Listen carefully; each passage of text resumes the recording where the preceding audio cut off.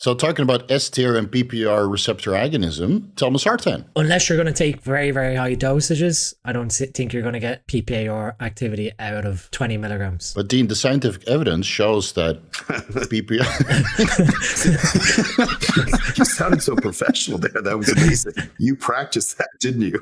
I've been practicing this for 6 weeks, dude. I can tell. So the scientific evidence shows, if you really dive deep into it, that PPR agonism by telmisartan induces fat loss. So why doesn't it induce fat loss in the real world when you take 80 milligrams per day, split over 2 servings? You want to know an interesting thing? I had this recently in a consult. Angiotensin 2 stimulates aromatase. So if you're taking an A or B, you're blocking the receptor, but you're still raising Ang2. And Ang2 then interacts with your aromatase expression. So you take your A or B. Why did you have to tell this publicly? This is one of my favorites. This is one of my favorites during consultations. Welcome to the Anabolic Roundtable, episode 999. I forgot which episode it is, but it's probably close to the 10th one already. We're joined today with Kurt Havens and Dr. Dean St. Mart. It's been 6 weeks, I think. We pre-recorded the one with John Jewett that got a lot of views. And of course, a lot of hate because nobody believed low dosages, but that's fine. That's fine. Can't change anything about that. So we're here back for the fat burner tier list. We have a boatload of fat burners, so I'm not entirely sure if we can get through everything, but I grouped them preemptively just to speed up the process. So we'll still go into the discussion and still go into the tier ranking, but we might not get through all of them. So if your favorite fat burner, DNP, BAM15, and adipocyte is not discussed, shit out of luck. All right. Any updates we want to discuss before we get started? Anything new and spicy going on in the world? No, the Arnold Classic's coming up. Yeah. That's about it.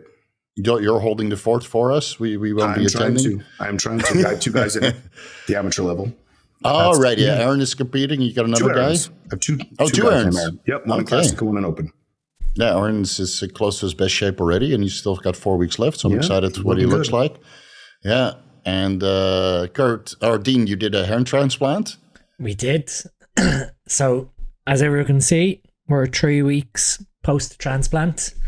Mm-hmm. We're on track, like I said before we come on. So some of it has started to shed, which is completely normal, but a very interesting experience. But I didn't have any of the issues post-op, like big swollen face, discharge, everything that you see horror story-wise.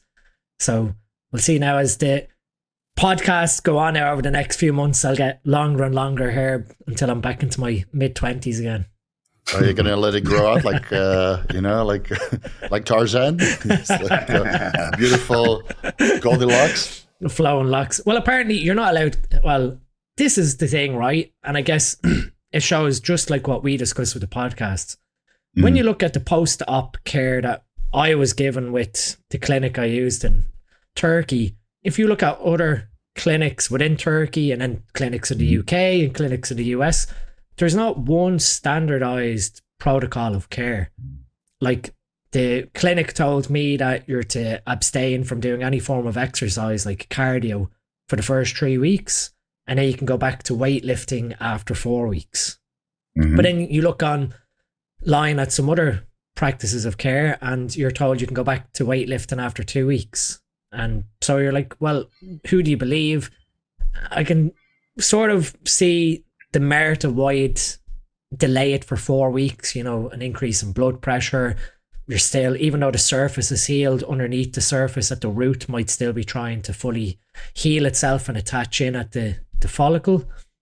But even like practices of certain clinics are like, for the first 3 days, you should be spraying saline onto the grafts to keep them hydrated. My clinic didn't say to do that. Other clinics have you applying like antiseptic creams to the donor area. Like, again, with my clinic, I had a sterile wash solution where you washed your head in the evening time before bed, but that was really it. So it seems to me that there is no, like, I guess, standard of care approach that they all agree on. So I'll just go by what I've been told from mine. So we'll be 3 weeks tomorrow. I can go back to like light intensity cardio. I can get my heart rate up to, 120, 130 again. And then the week after that, 4 weeks post-op, you can go back to weight training. So similar to you, I'm about 4 weeks detrained at this point between the week before the surgery and the actual rest now, that I am starting to itch now to get back into some form of routine again with training. Yeah, can imagine. But enough about the training. What's your peptide stack, bro? So everybody's anxious in the comment section. What is Dean running to get recovery from his hair transplant? This is it. I mean, even post transplant, the first like week, I stayed away from doing anything like intervention wise, and I always I know that comes to me surrounding injuries, whether they're like muscle tears, tendon ruptures, recoveries, anything like that. You're always better off letting your immune system, the inflammatory response, naturally deal with what's going on from the surgery. And then once you're in a position that you're happy that initial inflammatory response is dampened, then go in with like BPC 157, TB 500, growth hormone. So I waited until day 10 when you like wash all the scabbing away and the wounds have healed. And then I started implementing like the usual BPC 157, TB 500 at a milligram each. I put in GHK-Cu at 2 milligrams with 1 milligram of epitalon. So I've seen anecdotally people have ran epitalon at a very low dose, having positive effect over onto skin, hair, and nail health. So at that 1 milligram per day, I'll run that for 3 weeks. So, 20 milligrams of epitalon. And then there's, I think, 2 milligrams of copper peptide in with the epitalon. So it's 2 milligrams copper peptide, 1 milligram epitalon. As far as I remember, it's a 20 milligram, 10 milligram vial. So makes sense because you have a lot of cell division. I didn't think about that. I didn't put that in my stack. So please spill the beans. Yeah. So far so good. I mean, with where things are, I can only go by like an N=1 on my experience of healing, but putting pictures, say on Instagram, of people who have had transplants and, their comments back are you're like weeks ahead of healing versus where you should be. And that's sort of where now I'm waiting, like that hair shaft. Basically, they put a donor hair from the back of your scalp into the front to create the hairline. What you're waiting for is that new hair root to heal in the follicle space. And the hair shaft that was attached to that root gets a shock loss, so you lose that hair, but then a new rooted hair grows from that position. So you almost want that transplanted hair to fall out and then new thicker hair grows in its place. Right. Post-transplant, you have to take quite a nasty antibiotic that we discussed. You have to take ciprofloxacin, which is muscle tears in a tablet. Had I known going in that was what you'd get post-surgery. Now it is, in terms of efficacy, it would be a lot stronger than amoxicillin. So from a post-op antibacterial perspective, it is a lot more potent. But like you said, so many things around like floxicity, toxicity is what it's called, where, tendon ruptures are well established with ciprofloxacin. It is quite a damaging antibiotic from a methylation perspective as well, so it can induce quite toxic issues surrounding being blocking methylation. So with that in mind, post like 5-day course of ciprofloxacin, I put in what I was taking prior to the surgery. Again, this is another sort of back step. Prior to the surgery, I stopped like oral BPC 157, Lorazepam, SLU, anything I was taking that potentially could play off into mitochondria, into angiogenesis. Right. I stopped that, 10, 12 days before the actual hair transplant. So I was going in with I did that also. A baseline that none of these things were influencing like cellular division or growth. And then obviously afterwards, then day 10 with the injectable, I put in the oral with KPV, just on the offset after taking the ciprofloxacin, that there's issues surrounding gut health. Although I guess a benefit to running ciprofloxacin is it's very potent from a dysbiosis perspective. So if there was anything within my gut, it's more likely been eradicated with that 5-day course. It's a hard reset. Yeah, it's a hard reset. So between that and then I guess the last 5 days I've put in spermidine and urolithin A. I've been doing, quite a bit of fasting. And I guess this ties in with what we'll discuss today. I went from a surplus of calories prior to Christmas to now going back into a deficit because I got a bit too fluffy over Christmas. Who didn't? So, yeah, you enjoy yourself. But, in the last 2 weeks after the surgery, I went back to maintenance calories because I don't think it's a wise idea after surgery to put yourself in a deficit while you're trying to heal up things. And then once I got past that day 10 of the surgery, like I said, the last 2 weeks now, I've gone back into a small deficit. But interestingly, I had Mirabegron there from before Christmas. So I'll be able to give my insight of 2 weeks of using it. It's a perfect time to discuss the fat burner tier list. Did they give you a proton pump inhibitor? They did. They gave me pantoprazole, but like what we discussed, and I know full well better, that went in the trash. Okay. And that is, I don't know why they do that. That is not advice, but me personally, I was not. Yeah, well, combined with the antibiotics, it's going to be a mess. Yeah, plus you're inhibiting the absorption of certain nutrients which you need for recovery. So that's the last thing I would take. Seems like Turkey's the only country that does that after surgery. Yeah, but it is also the most popular country. And maybe it's because afterwards they just go eat a lot of baklava and Turkish delight. And maybe then, the acid reflux isn't so bad from the antibiotics that they're taking. That was the worst part of being over there, that you can't have any of the baklava or being celiac. You're not able to have, I'm like, tomorrow and I'm going to live through you, because we spent 3 days in Istanbul as tourists before we went to the clinic. So we went to the Grand Bazaar, which is a huge, when you look at it on the map, it's a huge open air market with everything. So I lived through her when I was like, go on, get one of them and tell me what it tastes like. And did you buy any Primo while you were there? I did not. I was a bit skeptical. I have a few friends out there, but I never got to meet up with them. A few pharmacy friends. It's just, from what I've seen personally recently with certain things from that area, there's quite a bit of fake stuff going around. Especially the genotropins. And genotropins are fake from there. Or even, I've seen Thyroid T3, which is produced in Turkey, being faked, where I've seen people on blood work and TSH is 3.5 and they're supposedly taking 25 micrograms of T3 or even 50, some of them. You're like, what you're taking is not T3 because your TSH is not reflective of what's going on. So I was a bit skeptical. You just stroll in off the street because there's tons of pharmacies out there. You're not short of them, but just that skepticism. So you have that Turkish pharmacy app where you can scan the QR code. They have to put that on by law, but you can scan that as many times as you like. So if you got legitimate Primo out of Turkey and you scan it once, you could scan it again and said it's legit. You could scan it again and it's legit.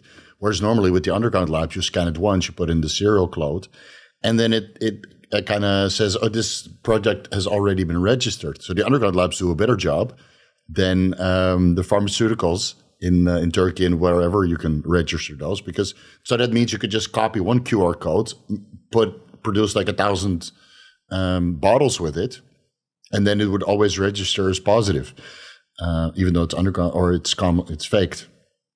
Yeah, so it doesn't really work that way. I guess the other thing that we discussed post surgery from a painkilling perspective, you get Dexofan from this clinic, which is only approved in Turkey. It's not approved anywhere else in the world. And it is a potent, opioid-based medication, which was welcomed the first couple of nights when you just, they give you, I think, 5 to 6 of these tablets, and then you take them on an ad hoc basis.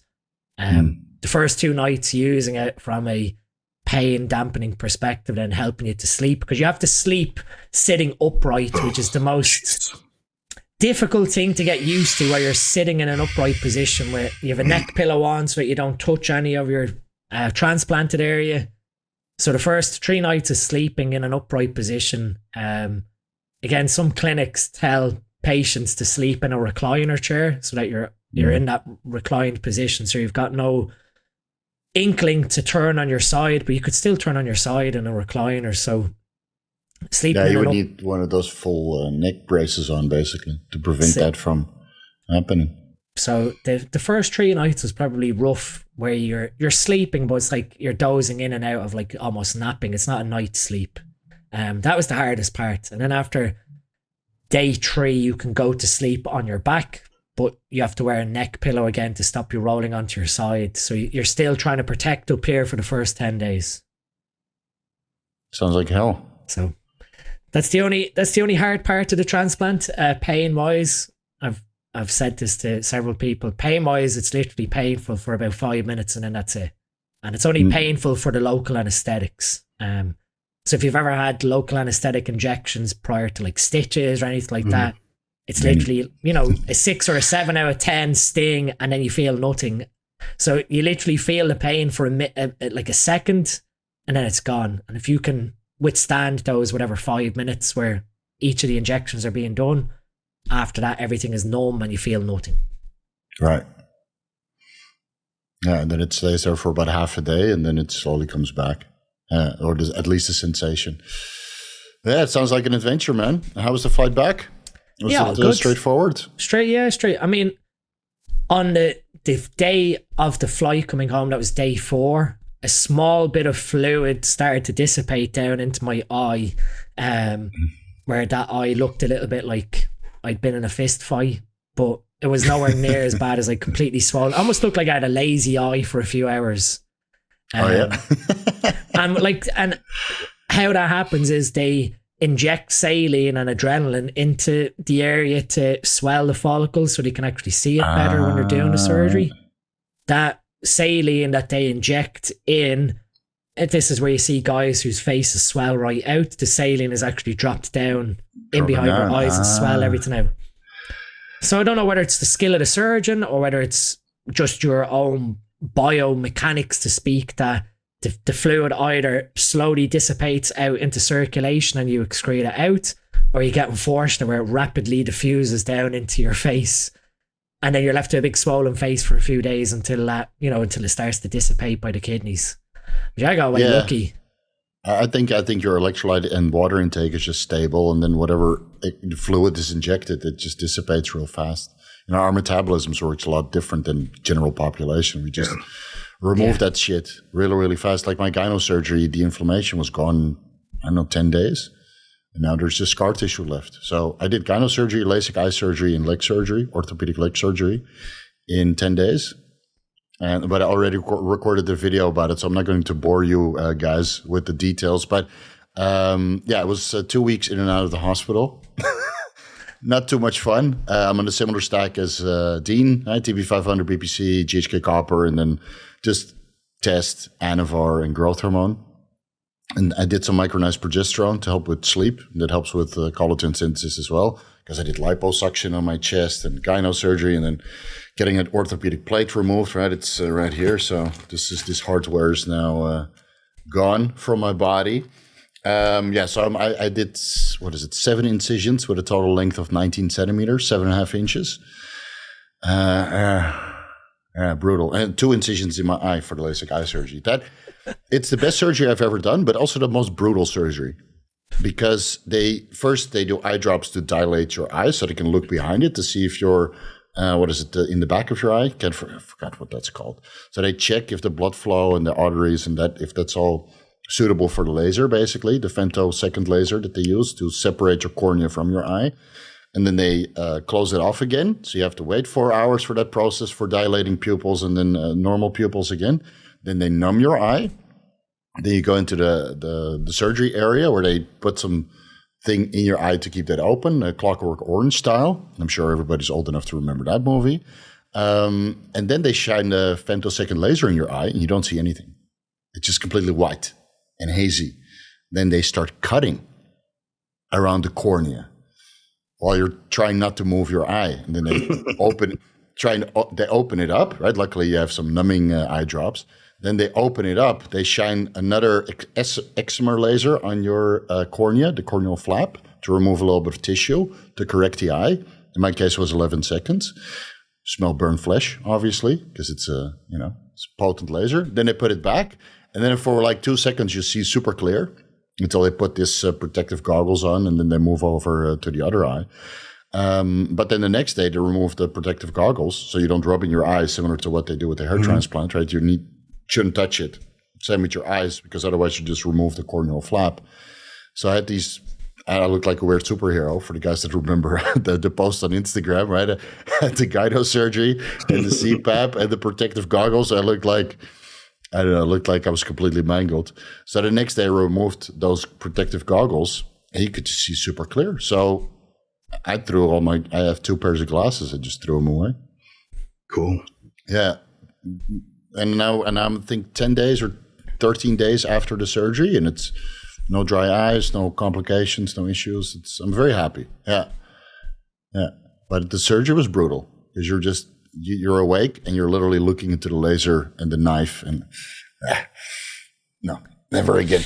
No, I only have to do it once. And the gyno surgery was fine and the leg surgery was fine. So, but I made a video about it. It's 45 minutes long, so we don't have to bore you guys with the details. Here, guys, let's move over. Kurt, you didn't do any surgeries, right? You're still healthy No, I'm trying. Yeah, trying to stay in one piece. No, I'm just on TRT and GH. That's it. Okay, there you go. Are you going to do a Arnold Classic cycle, or you're just going to show up? I think I'm done for a while. It's been 16 weeks on TRT. I really haven't lost anything. Yeah, I don't really think I want to be any bigger. Yeah, I got the same thing. I got the same. Like, I never met anyone that was like, you should be bigger. That would be a good thing for you. I don't know. I'm just happy to be vertical at this point. So yeah, exactly. Yeah, I'm still 110 kilos, so it's like 260 pounds or 255. You're a monster. It's so weird because I haven't gone to the gym in 6 weeks. Tissue's permanent. That tissue, I guess, isn't going anywhere. As long as I stay on TRT, it just stays, And I eat a lot. So I guess that helps. Yeah, it must be all that growth hormone that I took. All right, let's get started. So you guys are familiar with the tiers, so we don't need to remind you guys. We're going to group particular compounds based on their, let's say, their receptor affinity or overlapping effects. So let's get started with Clenbuterol, Albuterol, and Mirabegron. Dean has now finally got some experience with Mirabegron. Kurt, did you ever try it, or you haven't? No, okay. I have not. Dean, take it away. Dean, plenty of the other ones. Yeah, Dean, take it away. I guess it's the only thing that has changed beyond, like, obviously after the surgery. I put in the replacement GH that I was doing before, like the 4 I use. Other than that, the SLU. But with the Mirabegron, the biggest positive that I've taken away from it, like I said, and offline to this, was I sleep all night. I literally sleep from the minute I go to bed till the minute I wake up. No longer have any form of like nocturnal awakening up in the middle of the night to go to the bathroom. Quite often I'd wake up 3:30, 4 a.m. and I get up anyway about 5:30 a.m. anyway. So normally I'd go to the bathroom and then you go back to sleep for a quick nap. Now I literally just sleep all the way through until my alarm goes off, which is very strange for me. But like what you said, Steve, when you do wake up, it's almost like a never-ending flow where everything that's collected overnight has because your bladder basically, how it works is it slows down the contractile activity of your bladder. It dilates the bladder, which is mostly beta-3 adrenergic receptor. So it literally allows you to hold twice as much urine. And then when you do go to the bathroom, you pee the 2 or 3 pees that you would otherwise have. So you wake up once, but you wake up way longer. So I'm not sure how much it affects the sleep quality overall, but even during the day, I've not because the ones I got from a lipolysis perspective, I got sustained release, so that it's slowly going in rather than getting a big bang of beta-3 adrenergic receptor activation and then it's switching off. Sustained release is just slowly operating in the background towards lipolysis. So to me, that made a bit more sense. But what's the half-life of the drug without the sustained? I'm not too sure. I think it's 54 hours. Oh, it's long. It's longer than Clenbuterol. Okay. Longer than Clenbuterol, yeah. Interesting. Yeah. So in that regard, even sitting here in the office, I could go quite a period of time without having to leave. Like what when you were trialing it and we were doing the podcast, you were just, there was no need to take a break in the middle. It was all the way through. So that's one thing that I found of it. From a lipolysis perspective, I've gone from 91 kilos down to just under 87 in those 2 weeks. Obviously some of it's going to be water fluid loss from reduction in carbohydrate, but visually I've basically lost quite a chunk of fat in and around my abdomen, like to get back to having, relaxed abs as opposed to before they were blurred, to speak. So definitely there has been a big shift in fat loss since last week. And I can only speak positive towards it. There's been no increase in resting heart rate like what would come with Clenbuterol. There's been no impact to my HRV, the sleep improving from being able to stay asleep but no nocturia. Just see positives from it, to be honest. Did you notice that your skin texture improved like you see with Clenbuterol and Albuterol, where your skin gets a little bit better texture? So one thing that I've noticed, and maybe this is just a consequence of running the healing peptides, my skin is a lot drier. So obviously my skin is probably replicating a lot quicker. Yeah, same here. I didn't exactly the same here. yeah. And that was, I have an elbow injury that the rest has done really well. But when Morgan was treating me, she was like, the amount of dead skin that's coming off as I'm massaging you. And obviously that's just because of the cellular turnover of the skin. Yeah. That's the only thing I've observed. I can't really put it down to the Mirabegron as opposed to the peptides and the healing and overall nature. But as a replacement to Clenbuterol, obviously Clenbuterol has the added effect that the shaking, that like increase in NEAT adds more calorie expenditure, and once the shaking wears off, then it loses the effectivity of being a NEAT inducer, but it still has the lipolytic effects. You could still run probably Clenbuterol with Mirabegron.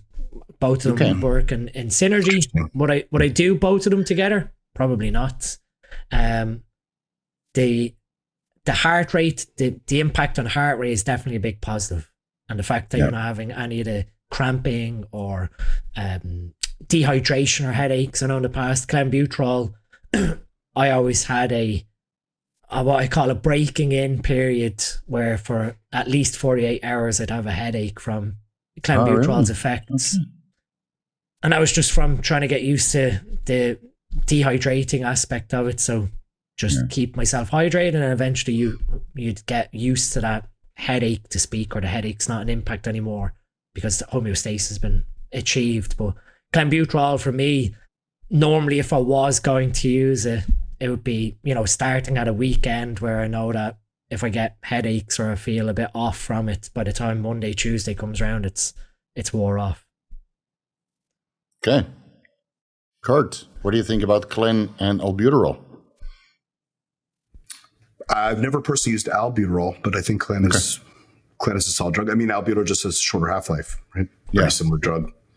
Yeah, you need to dose it. That's kind of the benefit of Clenbuterol is that it's going to last longer in the body, and the beta-3 doesn't downregulate like you and I did that video, Dean, on in non-obese subjects. We don't see beta-3 downregulation. I think Clen's a great drug.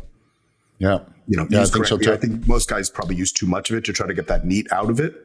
Let's say 40 micrograms is probably plenty for most guys, just for lipolytic effect.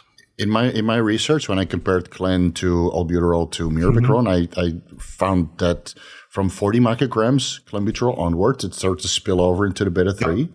And for 4 milligrams Albuterol, the same things happened, but it also spills over into the beta-1 of the heart. So that's why when you take higher dosages of Albuterol, you get an increased heart rate. Yeah. Whereas at lower dosages, that doesn't happen. Yeah, which I'd prefer to take a lower dose. Yeah. Just let it do its thing. So I really like injectable Albuterol. That's found in the injectable pre-workout formula. It gives you some sort of like clarity during the workout, especially when you're a little bit down. So it acts as a little bit as a pick-me-up. Now, I've used plenty of Albuterol and salbutamol when I still had asthma in the form of an inhaler. So I'm well aware, like you take 100 micrograms per puff. Of course, you don't get any fat loss from that. But when you start taking the tablets or the injectable version, it's a significant difference. So I combined Clenbuterol with Mirabegron and Albuterol with Mirabegron. I would say that injectable Albuterol with Mirabegron enhances the fat loss without the side effects, but Clenbuterol with Mirabegron, that's really enhanced fat loss. And I'm talking about 40 micrograms Clen and 150 milligrams Mirabegron. That seems to be the best adrenergic fat loss stack in that context. So I like all three. Personally, going forward, I would limit it to Albuterol and Mirabegron because I feel that Mirabegron is a suitable replacement for Clen. But it's 10 times the price and almost impossible to source. Yeah. Clen Clen is easy to find. Clen is everywhere. If you have a steroid dealer, then you have a Clen dealer. It's just on every product list. So I'm going to put all three in S tier because they're great fat burners. And then it's just up to personal preference, I would say. Everybody agrees? Yep. All right, cool. Then let's move over to ephedrine, synephrine, caffeine as part of the good old ECA stack. Kurt, you are 900 years old, so you started. I used the original ECA stack, the patented one that was in a purple bottle before they. Okay, yeah. So you can get started. I think the ECA stack's a fantastic stack. I mean, you just still make your own with using Broncade or Primatine or whatever. And I think the appetite suppression from that stack is really great too, versus you don't really get that from Clen and the pure beta 3. So it was always easier to diet using ephedrine than just Clen. I've mixed the two, like ephedrine, caffeine, and Clen together. Ooh. How did that go? That works pretty well too. Well, again, the Clen, you keep the Clen low, 40. I have a pretty high tolerance for stimulants. Same here. Not necessarily something I'm recommending people do, but it does. They're different classes of drugs, so they can work through different mechanisms. Yeah. And the aspirin is there to enhance the effectivity, or what was the prevent the breakdown of ephedrine? I think it extends a half-life. Yeah. Mm-hmm. Right, because that natural process, the body wants to stop that process from occurring. So the aspirin would just, the problem is you especially if you're injecting stuff, you're prone to hematomas and stuff if you're taking too much aspirin. That's true. And I take a lot of fish oil, so I usually leave the aspirin out at this point. Do you think that the fish oil and vitamin E, for example, like both have blood thinning effect, could replace the aspirin, or is it uniquely to aspirin that enhances the effects of the ephedrine? It would be the aspirin unique for the half-life prolonging, but the blood thinning from fish oil, specifically EPA, not DHA. So I take a much more DHA than EPA. Okay. Mm-hmm. So gotcha. Just because I was, when I took higher EPA, sometimes I would get hematomas and stuff. You can see from an injection, you get like a bruise. Yeah. So not necessarily the safest thing. No. And the problem with aspirin is that it can reduce your stomach lining, even a baby aspirin of 81 milligrams. So unless you're like really on top of your glutamine, which I forgot for a while, and then I started getting some digestive issues. I felt like my stomach was really eating itself, burning itself from the inside. So you need to be on glutamine when you take oral steroids, and especially when you take the ECA stack, because the aspirin is lowering your stomach lining, and then you need to supplement with glutamine to kind of keep the stomach lining thick to prevent the acidity, which is also going to be changed from the steroids that you're taking, unless you just do the ECA stack solo. But then, that's very unlikely if you're watching the Anabolic Roundtable. Yeah, I mean, back in the day, I used it solo a bunch of times. So that was all that was available. Ephedrine was my gateway drug into steroids. I mean, that was the stackers too. 1990s, that's what was around. Yeah, exactly. All those brands, right? There was the original Hydroxycut and all those, but they weren't like the real, right? They used Willobark instead of aspirin. That was the difference. Yeah, Mohong and they couldn't use Ephedra, yeah, good times. We used to take that during festivals. When they outlawed the original ECA stack, whatever website I was buying from, I think I bought like 50 bottles before they canned it. I had it for years sitting in my closet. Ephedrine was also a part of Agent Orange, right? Or Ultimate Orange? Ultimate Orange, that's all. Yeah, it was like basically like Tang with ephedrine in it. Yeah. Chain. Crazy. Dean, did you ever use the ECA stack? I did. How was it? Like Kurt said, very potent appetite suppression. I was taking ephedrine, on an empty stomach, within 15, 20 minutes, you're riding that wave of pure energy that it can be a little bit exhilarating, I suppose is the easiest way to explain it, that you start your cardio, you might find it a little bit difficult to get warmed up, get your sort of cadence going, and then all of a sudden, and all of a sudden it kicks in and you're listening to whatever music, rock or trance or whatever, and your heart rate is all of a sudden at 140, 150, because you don't even realize how fast you're running on the cross trainer or cycling on the bike. So it's quite a pleasurable experience, both from lipolysis and energy. Ephedrine has a little bit of a euphoric effect, I feel, and it's more in and out. So you could kind of space it around your fast cardio and your workout, and then still have a good night's sleep. Whereas with Clenbuterol, of course, and Mirabegron, that has a prolonged half-life, but Mirabegron doesn't really interfere with your sleep. So for the guys that have issues sleeping, I would always tell them stick with Albuterol and Ephedrine and cycle through them. Because then you basically have a 4-hour window where you can do your activity, take a nap, take another serving, and then have a proper night's sleep. I only did the ECA Stack once, but for me, it was always hard to source the ephedrine, and whether that was in Holland or here in Asia, because ephedrine is highly banned, because they kind of classified it as an amphetamine. And if you take ephedrine here in Asia, then on a 5-panel urine test, you would pee purple. And then the police is like, okay, you took amphetamines, when in reality it was ephedrine. And they use ephedrine here to make amphetamines. So it's completely unavailable. Like Adderall, ephedrine, dexedrine, Vyvanse, all that stuff, not available here in Asia.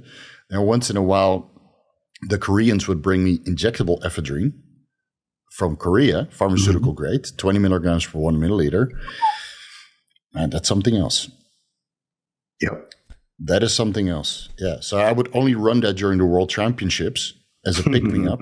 Yeah, as a pick-me-up, because I would have like 17 clients in one show, or 15 to 17 clients, and no time to sleep because you had to dial everybody in running through the hotel room. So yeah, injectable ephedrine kept me going. And I always lost like 10 pounds over the week. Yeah, because you're just moving all the time, looking at people, helping them with posing, applying tan, going to the next client, bringing some food, what they need, and opening up your medicine box. So yeah, it was good times. But yeah, besides that, here in Asia, I would not recommend people to use it, whether they're in Arab countries or Asian countries, because it will make you fail a drug test, and that's hard to explain. Still, the fat loss effects are very noticeable of the ECA Stack, ephedrine. What about synephrine? Before we skip over that. It's kind of like a half-assed version of they added it, I think Hydroxycut added it to their product like in addition, and then you just felt like really loopy on it. And then as the laws, at least in the United States, changed, they were substituting synephrine for ephedrine in the products. Oh, really? Never quite worked. You still felt the same jitteriness and energy from it, but you never quite saw the same fat loss effects. Yeah, that was but it was always combined with like 12 other products, like in a jar. It was kind of hard to isolate what was doing what. Yeah, probably put some caffeine in there and other stuff, and you don't really get that nice synergistic effect you would get from the ECA Stack. Yeah. I don't think it has the same adrenergic binding affinity as ephedrine, so it was a very softer compound. Definitely if you took ECA and then you took a product with synephrine, you could tell the difference. But synephrine is quote unquote legal, as like bitter orange peel extract is how it's often sold. Right. But I don't it's one of those ones that's on the fence that, yeah, sure, add it in if it's available and it's not breaking the bank from a budget perspective, but I don't see it being as good as ephedrine. No, you're not like seeking it out. So here it's over the counter, but ephedrine is legal, but you have to go to a pharmacy and show your driver's license, and they scan it, and they limit the quantity that you can buy per month.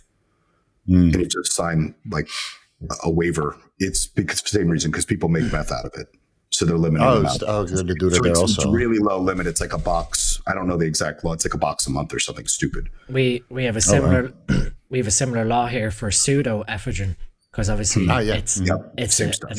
It's basically the same. It's just an enantiomer. So they limit the sales of pseudoephedrine, which is always an interesting thing if you ever have like sinus issues here and you're trying to tell a pharmacist, can I have a box of Sudafed, which is the brand name, or pseudoephedrine? They're like questioning, you're like, I just want it because I've got bad sinus pain. Yeah, look at this. Yeah. I'm going to shine a light in there. You can't see anything. Well, I suppose going in with the bald head and beard doesn't help. No, you get typecast. Yeah. If people know what reference I'm making there, but yeah, it's definitely. Don't forget your Lonsdale. Yeah. It's a European thing. So, like, with how we approach obviously using these, they're similar as an adrenergic agonist, like what we're using with the beta adrenergic agonist, just a different receptor. And again, all you're doing is stimulating catecholamine release. You're stimulating adrenaline, which then feeds off again into the cascade of lipolysis even more. Yeah. Yeah, I made a whole deep dive about that. So, like, ephedrine, pseudoephedrine, and most of these fat burners besides Mirabegron are included in the prohibited list.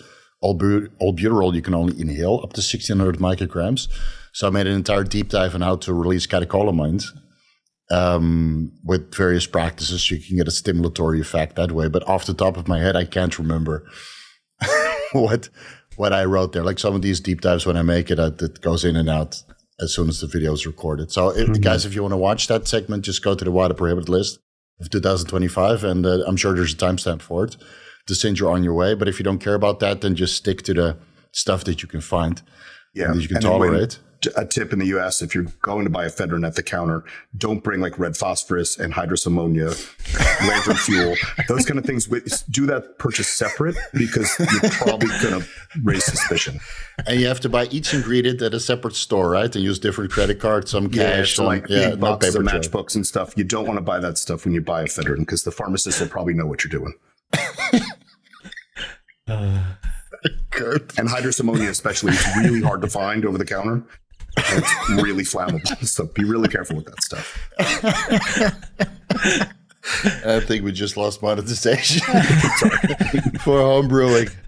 I'll ask Chase for some advice. I didn't say how to do it. Wait, is that okay. The next thing? This is going to do how to cook meth.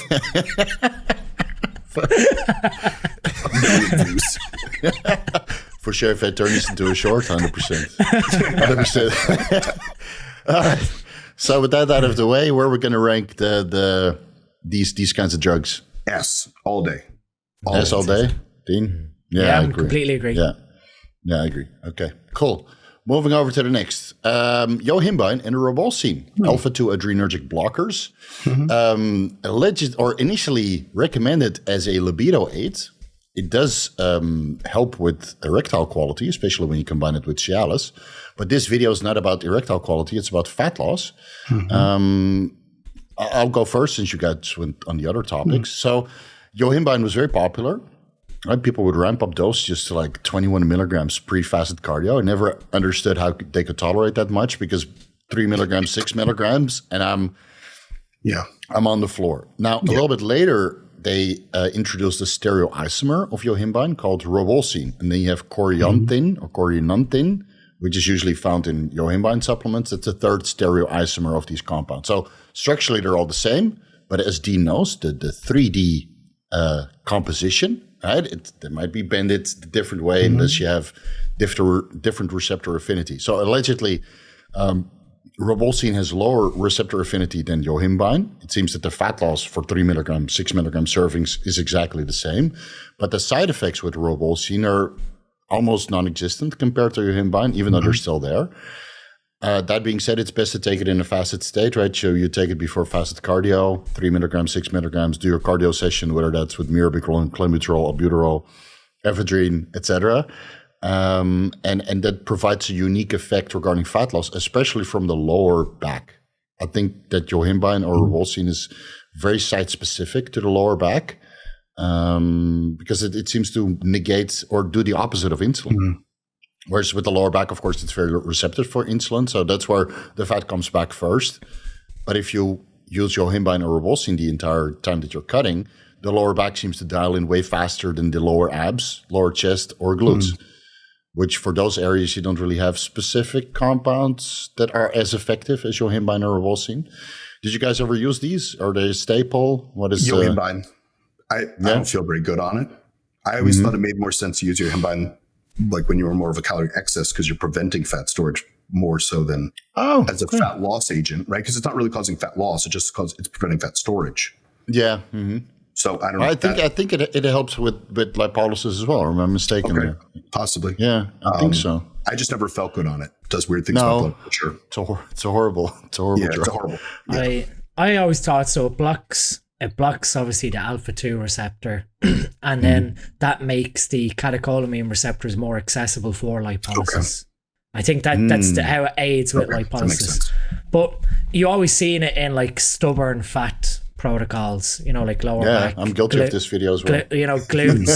Glutes, for some people quads. I remember for me personally, it did make a big difference in terms of getting the next sort of step of fat loss, of getting those stubborn areas off. When I added it in, like, must have been 2012. But as an aside, I have taken quite a massive dose of yohimbine once off before, and I would never recommend it to anyone. So I had yohimbine powder, I had a milligram scale. Right, that's right. Yeah, that's right. I know the story. And I forgot I was supposed to, obviously 10 milligrams is how you dose it. They sort of say anywhere from, a decent dose is like 1 milligram per 10 kilograms of body weight. So for 100 kilograms, you're looking at 10 milligrams being a relatively effective dose. I weighed it out, took it, and then went to help my dad he had an allotment growing vegetables. And after about an hour, all of a sudden I couldn't really speak. I was like trying to communicate, but I couldn't speak. And then everything around me started to like slow down and come in on top of me. And then buckets of sweat started running down my back. And then that's sort of when you have the F me moment. And I realized, no, you didn't weigh out 0.01 grams, which is 10 milligrams. You weighed out 0.1, which was 100 milligrams. And I would never wish this on anyone. I remember like trying to tell my dad like car, and I could barely say car. I was like car. And then he looked at me, he was like, okay, something's wrong here. He got me back to the car. I'd brought food with me. I'd brought a meal at the time. I was dieting for a show, and he just spooned the food into me as quick as I could. And he took me home, went straight asleep, and then woke up, 2 hours later, and it cleared from my system. And obviously when you've got a big insulin spike, it helps to speed up. I've never really understood why insulin interferes with the mechanism of action, or why it technically destroys its mechanism of action, but it's how you deal with if you take an overdose of yohimbine. Yeah. But I think it overrides the interaction with the alpha-2 adrenergic receptors. Yeah. And the catecholamines. Okay. Yeah. So that, if having known that mechanism of why you take it in a fasted state, I was able to deal with taking that overdose. But it showed me like how serious, when you think about 10 milligrams to 100 milligrams, you'd think, okay, that's a 10x in dose. What effect are you really going to see with that? And it truly showed me that this is something that has to be dosed quite accurately, that don't mess around with raw powder. But yeah, that it even happened, I remember happened Morgan one time. There was an OTC fat burner, had a proprietary blend. And one day she took one, and the yohimbine in it obviously was completely overdosed, because all of a sudden she went ghost white, sweat started running down, her face. She started to almost have a panic attack because she didn't realize what was going on. And I said, all right, yohimbine overdose, which she wasn't too happy at the time, because I had to make her eat one of her carb meals when she was dieting for a show. So you're like, it's like, you have the choice. You either feel rubbish for the next hour or two while that's in your system, or you eat this food, take a small nap, and it'll be out of your system. But yeah, not something to mess around with. Dose it low and slow. Even I agree. Even going from 10 milligrams to 15 milligrams, I found a couple of times, if I got up to that dose, that you were almost stuck within yourself, that you weren't able to effectively talk properly. You knew what you wanted to say, but it was almost like you were impeded from speaking. That's the only way I can describe it. Sounds like hypoglycemia. like where you have severe hypoglycemia. I've had that a couple times when I was running Lantus on a ketogenic diet. Not recommended. Because you're in a ketogenic state, so your ketosis is high and your brain works on ketones, and then you don't realize that your blood sugar is dropping to the point that it's 30. And then you don't know who you are when you are. You don't even start sweating because your body is just adapted to the ketones. So then you check your blood glucose levels. You're like, oh shit, I got to eat now because this is very dangerous. Yeah. So, but that you get a similar effect where you just don't know, you can't speak, you don't know what's going on. It's hard. Like you're out walking, or I could be having a walk with Morgan, and you're trying to have a conversation, and you're sort of like almost, you know what you want to say mentally, but it's not coming out of your mouth. It's almost like you've got this anxiety feeling or something like that. It's very hard to describe, but you'll know when you've taken too much Ohimbine because you'll have your heart rate is off. You might feel nauseous and everything else like that. So works great, but you have to respect the dose. Like anything. Yeah, the weird thing is it's like it's sold over the counter, but it's got the worst side effects if you take too much. Like if you take too much Clen, okay, your heart rate is like, and everybody's smart enough not to do that. And Mirabegron, barely any side effects. Ephedrine, okay, you feel pretty wired. But Ohimbine and Revulsine, man, if you take too much, like I can only take 3 milligrams before cardio. And then sometimes I want to have like insane contractile capacity. I combine Ohimbine or Revulsine with agmatine sulfate, 700 milligrams, which is an alpha-2 agonist, which so it does make sense on paper, or an alpha-1 agonist. So one is blocking it, one is activating it, but it gives you the best contractile capacity and ability to push past the strength plateaus. Yeah, it's a little bit of a hack. And then I started talking about that a couple of years ago, and then a lot of these pre-workout companies caught on to that and started adding Revulsine and agmatine sulfate to their pre-workout stacks, and everybody was very, very happy. But yeah, it sends opposing signals through similar receptors or alpha receptors. Yeah, I think 3 milligrams is basically the sweet spot, once per day, maybe twice. And if you do it like that, in my opinion, it's S tier for fat loss off the lower back. But yeah, if you overdose it, you're in a world of pain. What do you guys think? Have the carbs ready. Yes. Okay, cool. Moving over to the next group of drugs. The thyroid hormones. We have T3, T4, soboterone, GC1. And I put that in there because soboterone interacts with the thyroid receptors. And that seems to offer less of a jittery effect and catabolic effect compared to actual T3 if you ramp that over 25 micrograms per day. So I have some experience with soboterone GC1. I'll run that on the next time that I diet at 100 micrograms or milligrams? Well, let me check my notes. 100 micrograms twice per day or once per day, and then I'll see if I continue that higher, and then I'll keep track of my thyroid hormones, obviously, on blood work to see if there's any changes there. But it's not known to really drop thyroid stimulating hormone. It's just known to interact with this thyroid receptor. It doesn't really alter your blood work parameters, but I'll confirm that. This is like 7 to 12 studies on it, so it will be a quick and easy experiment and a deep dive. But people are asking about it. But the last time I ran it, I got good fat loss and metabolism out of it without like losing your legs. Like that's the downside of T3, in my opinion. A replacement dose at the end of a diet when your blood work shows that you're thyroid deficient, right? Then it's magic almost, but it always kind of shrank my legs. Now, again, I do a good amount of cardio. Maybe I wasn't taking enough steroids. I think 2 grams is quite a lot. So and that always happened to me. Again, legs is not a stronger body part for me. But since you do cardio on that, I felt that dosing the T3 before that or before bed, so before fasted cardio, before bed, didn't really make a difference. So I started splitting up the dose. That had less of an effect. I think it's good to keep your metabolism going, but I think there's some some benefits to the soboterone over T3 or T4. Kurt, do you supplement or recommend T4 with growth hormone? I can't remember reading that in your growth. No, I don't, unless labs would show otherwise. Of course, I would always go by labs. And I would... Yeah. I like to look at T4 like it's like the idle in your car. So just adding more T4 doesn't necessarily net more T3. No. So, it's used clinically. I think it has a use, but I don't know about for bodybuilding. right? And I don't think there's any necessary need with growth hormone. That's kind of an antiquated way to look at it.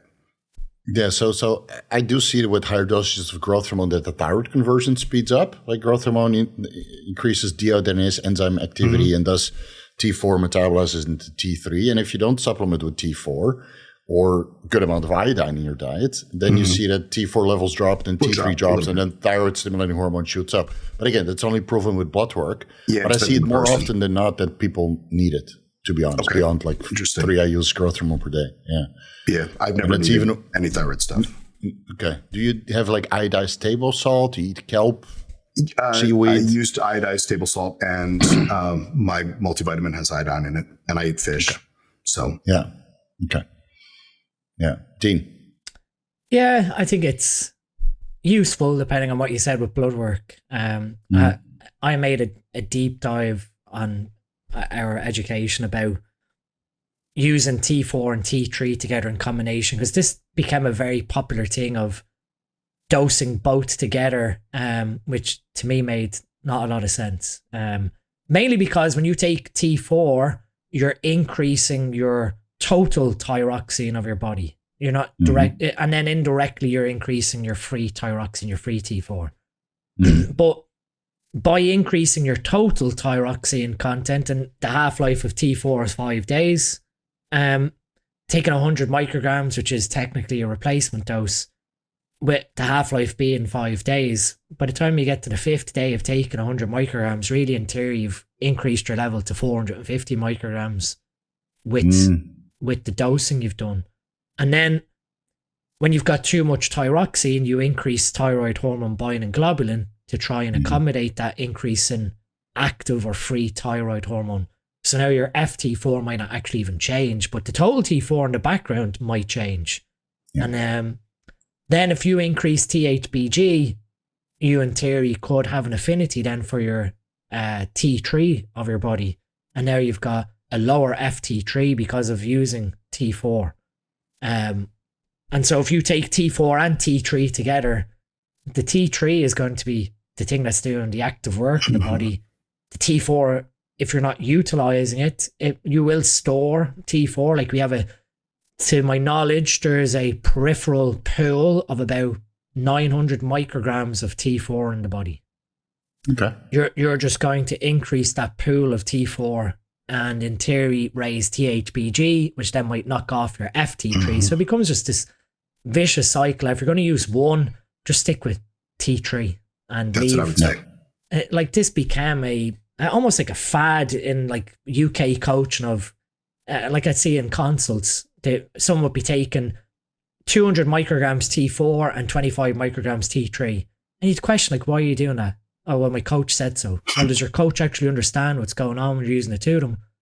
And then they're like looking at me. I'm like, well, I'll explain to you why and what's going to happen if you use both. And then all of a sudden, this whole, and you know, not to shit on anything. It's just like, it just doesn't make sense. Yes, T4 is prescribed for hypothyroidism, but that in itself, when you get into the clinical guidelines and published guidelines, half the endocrinologists say, yes, T4 monotherapy is amazing. The other half say, why are we doing this? It should be a combination therapy or it should be T3. T3. The reason why they go against T3 is its pharmacokinetics can be unpredictable. And it's because T3 has a biphasic metabolism, has 2 points of metabolism. And for the unlucky few, when the first phase metabolism occurs, it can actually put someone hyperthyroid. Their level of free T3 can go actually too high for a period of a couple of hours. And that can bring palpitations, anxiety, high heart rate. And so they might not necessarily agree with T3 as a medication. And so T4 is the gentler approach because you're coaxing the body into doing the conversion itself. Even in that instance with the biphasic metabolism, you could then just split the dose in two. So 12.5 and 12.5 are going in at opposite ends of the day. So then that peak level is lower, but the total daily concentration is the same because the half-life of T3 is 24 hours. Right. So it's a much slower acting drug. Well, I guess an easier to control drug versus T4, which would be a slower acting drug, is what I meant to say. So to me, if you need thyroid support, just look at a physiological replacement of T3, which is on average 25 micrograms. Yeah.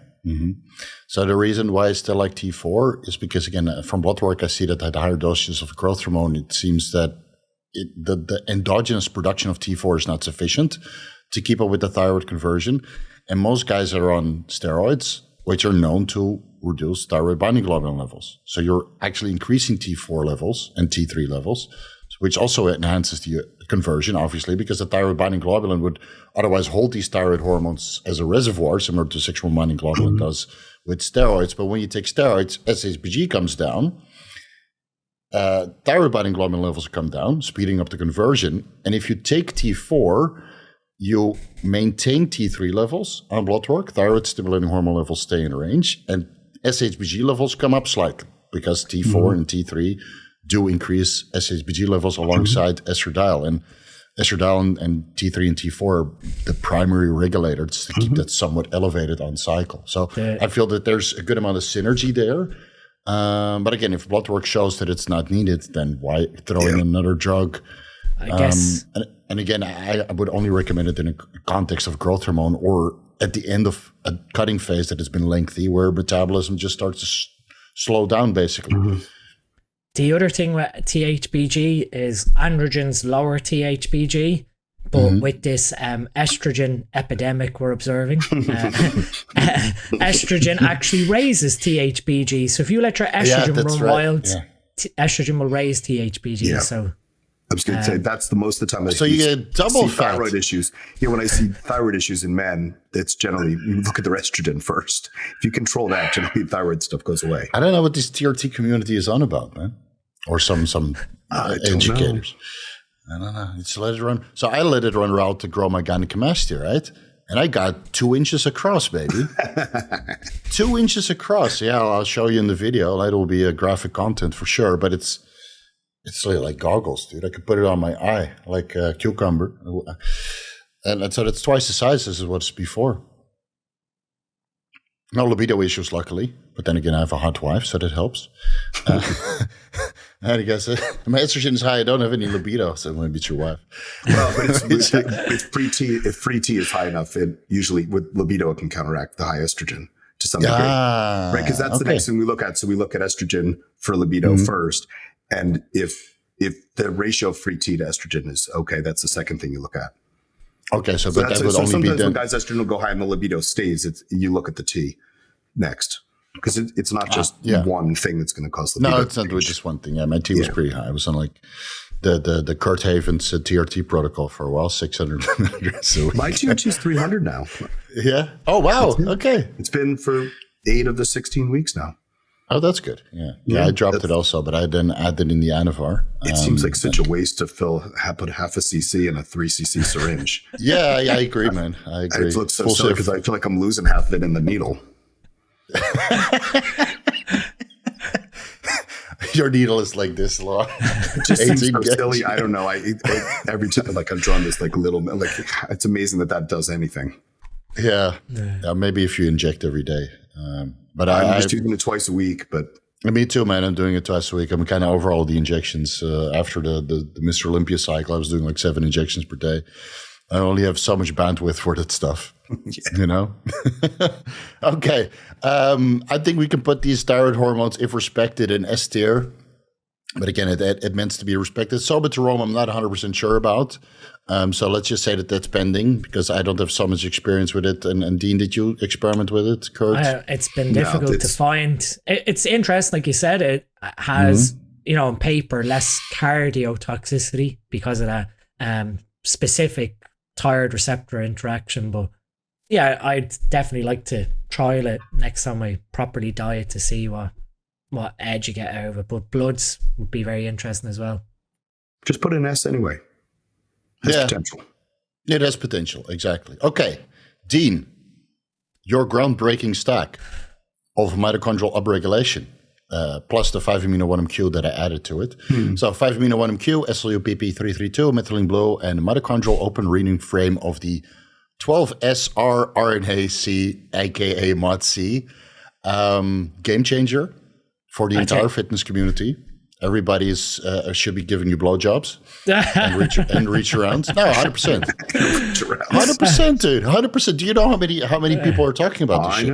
I know. It's right. pretty... I talked about 5-amino-1-MQMOTC a while ago, and then you introduced SLU-PP-332 and methylene blue.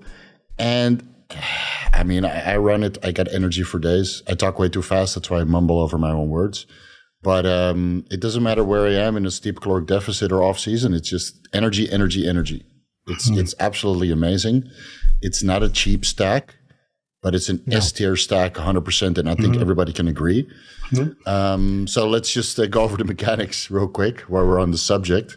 Yeah. So I guess at the very, very top, and the way we sort of explained in the last podcast with John, this wasn't like, oh, I looked at all three and went, oh, that looks great. Let's throw all three together. It was, it was a sequential addition starting with MOTC, which we were all, introduced to, and that's a fragment of mRNA, an open frame of mRNA, which tells your body to upregulate the biogenesis of mitochondria. So you produce more mitochondria. But when you produce more mitochondria, it doesn't necessarily mean that you've got more capacity for oxidative phosphorylation or energy turnover if they're dysfunctional. So you have to make sure then that the number of mitochondria that you have are operating efficiently. And that was where then when SLU became available, I thought, well, SLU studies show great promise in acting on the estrogen-like receptor as an agonist of the or alpha. And so that estrogen-like receptor is involved in the efficiency of the mitochondrial inner matrix and membrane. So now you're improving how well the mitochondria are able to generate, ATP from electrons. And you're also lowering the oxidative stress consequence that comes from the electron transport chain. So now you've got mitochondria that are generating high efficient energy production without causing, spillover oxidative stress from that energy production. And then you go one step further and say, okay, well, I've increased the number of mitochondria, I've improved their ability to create energy, I've lowered their ability to create oxidative stress. How can I make them even more efficient? And that was when, I looked at methylene blue as a supplement or a chemical that improves how the mitochondria are oxygenated, how well they bring oxygen into themselves, but also improve the efficiency of oxidative phosphorylation. And again, you have to view that if you can get your mitochondria operating at a high capacity of high oxidative phosphorylation, you're generating massive amounts of ATP that your cell could normally never create. And that was one of the advantages that as humans, we have that endosymbiosis where we've accommodated this type of bacteria into our body where they get the energy substrate out of what we feed them, and then they feed us with ATP from the electrons. That improving their efficiency even more with methylene blue, I became convinced that when we're dieting, okay, we get brain fog, lack of energy from low caloric intake. But then I started to question to myself that can't be just the problem. Like, if everything was running optimally, it shouldn't really matter. Like, if you're in a deficit of energy, your body fat is going to make up for the energy deficit that you require to function in an optimal perspective. So that when you're getting into the depths of a diet and you're having to either lower calories too low, you're having to do too much activity to create that energy deficit, some point along the way, there's an uncoupling between the ability of your mitochondria to use fatty acids for energy, or glucose, more so fatty acids. And so then you start to question, well, if you're bullying yourself in a diet, the mitochondria are clearly dysfunctional. And they are obviously the rate limiting factor when it comes to burning fatty acids. Lipolysis obviously is the very top. You release the fatty acids and then the mitochondria utilize them, or, the mitochondria in your liver. is it cheating now that we've sort of uncovered these layers of preaching mitochondrial optimization to the ones then that follow and listen? I don't think so. I think it's just it's like biohacking. It's just bodybuilding, dude. It's just bodybuilding. I mean, look at the physiques last year at the Mr. Olympia stage of the guys that we know are running the stack. They look absolutely stellar. They're top 5 guys.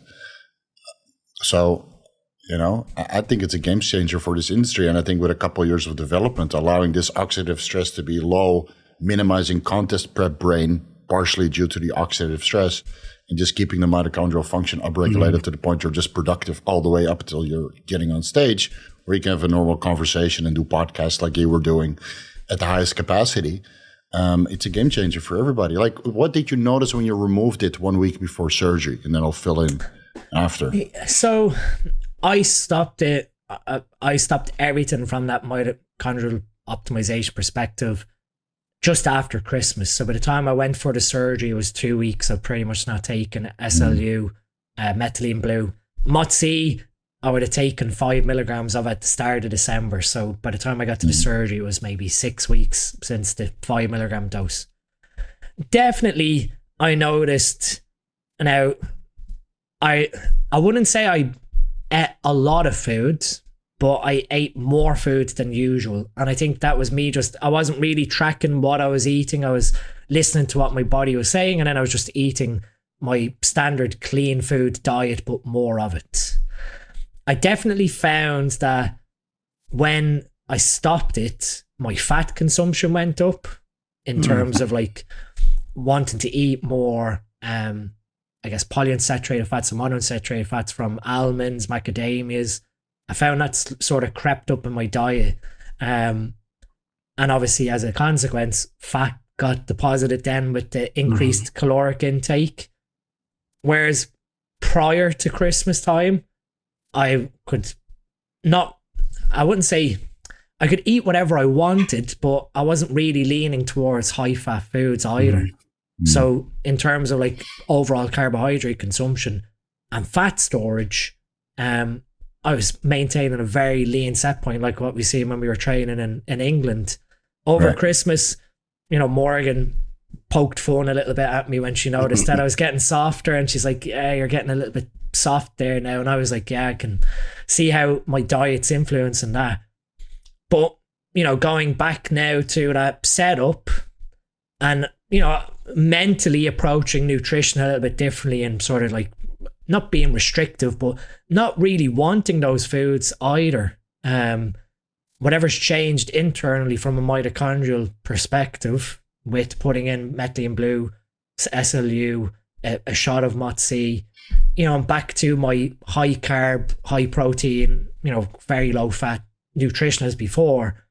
And like I said, over the last 2 weeks, dropped 4 kg of, I'd probably say 2 kg of it was fatty tissues or fatty acids mobilized. I think it's a wonderful stack. Did you notice any difference in cognition and energy levels overall and overall productivity? So I guess I've been lucky in that, knowing you probably done the same, but I blocked my schedule. Anyone that was looking for me when I knew I had the time in Turkey and then obviously the time afterwards to heal, I was like, I'm not doing any consults. I've done my normal work for supplement needs and whatever else. But yeah, I definitely did notice how I noticed probably the biggest thing was sleep. In that normally I'll get up very early, 5 a.m., 5:30 a.m. I was almost being lazy and I'd sleep until the kids woke up at 7 a.m. and we'd all get up together. Since going back to the mitochondrial stack, to speak, I've had no problem getting up again at 5 a.m., 5:30 a.m. Now, whether that is changing my mentality, I'm not too sure, but since resuming, I'm back working early again. So I'm not 100% sure, but definitely it's something that I missed, put it that way. Yeah, I had the same. I took it away, and it's the same as when you take TRT out. The first 2 weeks you're fine, and then And then after, Kurt's like, what? She goes, hey, man, I had to get my wife pregnant at one point, right? I know. So you take TRT out in the first 2 weeks, you're fine. And then the second 2 weeks, like week 3 and 4, you're like, something is missing. And then week 5 and 6, you're like, F my life, this is horrible. So you're like at week 3 to 4 of removing TRT, where you just come back down to baseline. But you know what's possible with these compounds, where you just feel more energetic, more cognitive. I mean, it has a good amount of nootropic effect, and that's probably coming from the methylene blue. But the mitochondrial upregulation in your brain also helps with cognition. So I just feel a lot more heightened business-wise, even in a steep caloric deficit. So you're basically just working all day and getting your work done, and then at the end of the day, you're leaner. I'm like, that's pretty good. Because normally during dieting, you just feel horrible towards the end. Mm-hmm. That's why I like the 5-amino-1-MQ addition, which helps with NAD plus recycling in adipose tissue. So the fat loss is continuous. So even when you start stalling around 6%, 8% body fat, instead of throwing the kitchen sink of thyroid hormones and Clenbuterol at it, you just add 5-amino-1-MQ to help with nicotinamide, N-methyltransferase inhibition, and NAD plus levels go up. And thus the adipose tissue is just metabolically more active. So you keep the lipolysis going. So that I found that a nice addition. Then of course you can combine it with NAD plus, NMN, NR. But those are really very low on the priority list of fat loss, which would still be a good addition in the stack, in my opinion. But it would be an add-on, just like ubiquinol and PQQ. And if you have unlimited funds, 5-amino-1-MQ, nicotinamide mononucleotide, IV NAD plus, SLU-PP-332, MOT-C, and what did I forget? Let me go through my... PQQ and ubiquinol. Yeah, PQQ and ubiquinol, and MOT-C, yeah. So that would be like, and I ran all that stuff, and carnitine to help with, the fatty acid shuttling. So I would say S tier, 100%. Like S plus. S plus. I think this is the most S tier of all of them. Kurt, you didn't get a chance to... I've never used any of them, but the more you guys talk about it, maybe I will. Maybe you can contact Chase, because, we're working with the same sponsor affiliate. Okay. And he's probably got some stock, so maybe he can bring you some. Okay. And otherwise I can ask them to send you a care package. I'm sure you would love it. And you can just run around with your kids all day playing, playing stuff. You get so much energy from this stuff. It's unbelievable. Cool. It's almost, it shouldn't be there. Like I feel I don't need the crystal meth anymore. No, you could stop buying all those ingredients you just mentioned. Probably healthy. Yeah. You can actually eat on this stuff also. You don't see ghosts. And my teeth won't fall out. That's good. Yeah, exactly. What was it, meth? Not even once? SLU, not even once. Okay, so we have a little bit of the low-hanging fruit for all the natties out there. L-carnitine, L-tartrate, and L-carnitine, or acetyl-L-carnitine. Of course, we prefer injectable carnitine. I know that you guys did a deep dive on this, and you were not in favor. So, well, we removed the deep dive. Conflict of interest. We didn't. My opinion is it works absolutely. Mm-hmm. Is it going to work for everyone? Maybe not, unless there's a needs specific for it. Mm-hmm. It definitely, like, hands down at my and Kurt's opinion, where it works, but it's not this magic bullet that you start taking carnitine and you start losing fat. It's not clean. It's and so in your priority list of what we've had, even with the peptides, of if you had X budget, is it going to be right at the very top? More than likely not. But for that add-on, that 1 to 2%. 1 to 2% where we're talking like top level bodybuilding and fat loss, then yes, every 1 or 2% addition we can get is going to be beneficial. I think that when we look at even like carnitine L-tartrate's mechanism of increasing testosterone, we dove into actually the real data of what they used. And there was no real change in... It would look like the exercise to actually increase the AR. Yeah. So it's 2 studies, and they're not available as full publications. So maybe you guys can get it with your credentials. We have it. Yeah. We went into it, and there was no change to LH and FSH, and then the increase in testosterone was like a 1 to 2 nanomole increase. It was it was deemed insignificant statistically. You could say, oh well, 1 to 2 nanomoles is going to make a difference. And the way we approached it was, if you're in the absolute gutter down at 8 nanomole, or 270 nanogram per deciliter, well then 2 nanomole you're going to scrap for every little bit of total testosterone you're going to get. But is that going to significantly impact free testosterone? No. Probably not. You're not even going to really notice it when you look at then the effect on SHBG and everything else. So injectable L-carnitine, I personally used it, but again, you're coming at it from a high level of trying to get to that very last bit of fat off, to speak, like adding 5 amino 1 MQ. So it's if you were to tier it, it does have S tier quality. But it has to be based on what someone is looking for. Yeah, I think carnitine is more like an add-on. So if you take like Cardarine, which really shifts fatty acid oxidation, or to fatty acid oxidation, you would assume that you need more carnitine for fatty acid transport. And I see this with a lot of guys that when Cardarine was first introduced, they go on GW1516, and then they say after 2 weeks or 4 weeks it stops working, even when I increase the dose. And then you put them on injectable oral carnitine, and the fat loss continues. And they can actually go back to the 20 milligram dose or 30 milligram dose that they were initially on. So I kind of suggested to most people, if you use Cardarine, you need to combine it with carnitine, because your carnitine stores will be depleted from the enhanced fatty acid oxidation.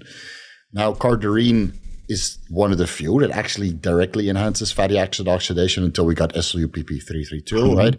Clenbuterol is lipolysis and a little bit through the NEAT increase, but that could also be carbohydrate, right? Used for energy and maybe even protein, amino acids. So basically, if you really want to enhance fatty acid oxidation, you have Cardarine and SLU-PP-332 to choose from. And if you combine both of them, fatty acid oxidation really shoots up. I think it's just a suitable add-on. I mean, 500 milligrams injectable carnitine, if I mispronounce, per day, I think is a great addition. And again, I don't think it's a good idea to take 1 gram or 2 gram, because that has been shown in a single serving. That has been shown to inhibit thyroid receptor function or thyroid function. And you don't see that on blood work. As Scott Stevenson's, they did an excellent deep dive on this on the Think Big Bodybuilding Media channel. I'll link it down below, guys, in case you want to see it. So in blood work, you don't really see a difference, but it just inhibits thyroid function, because injectable carnitine is used pharmaceutically to inhibit thyroid storm, which is a medical condition, I believe, where thyroid is just running rampant, and then it prevents the extreme catabolism. So I think 500 milligrams injectable carnitine is just very suitable. You get some sort of cognitive benefit out of it, especially if you're on a ketogenic diet. So I still take it once or twice per day before activity, in hand with my lipolytics.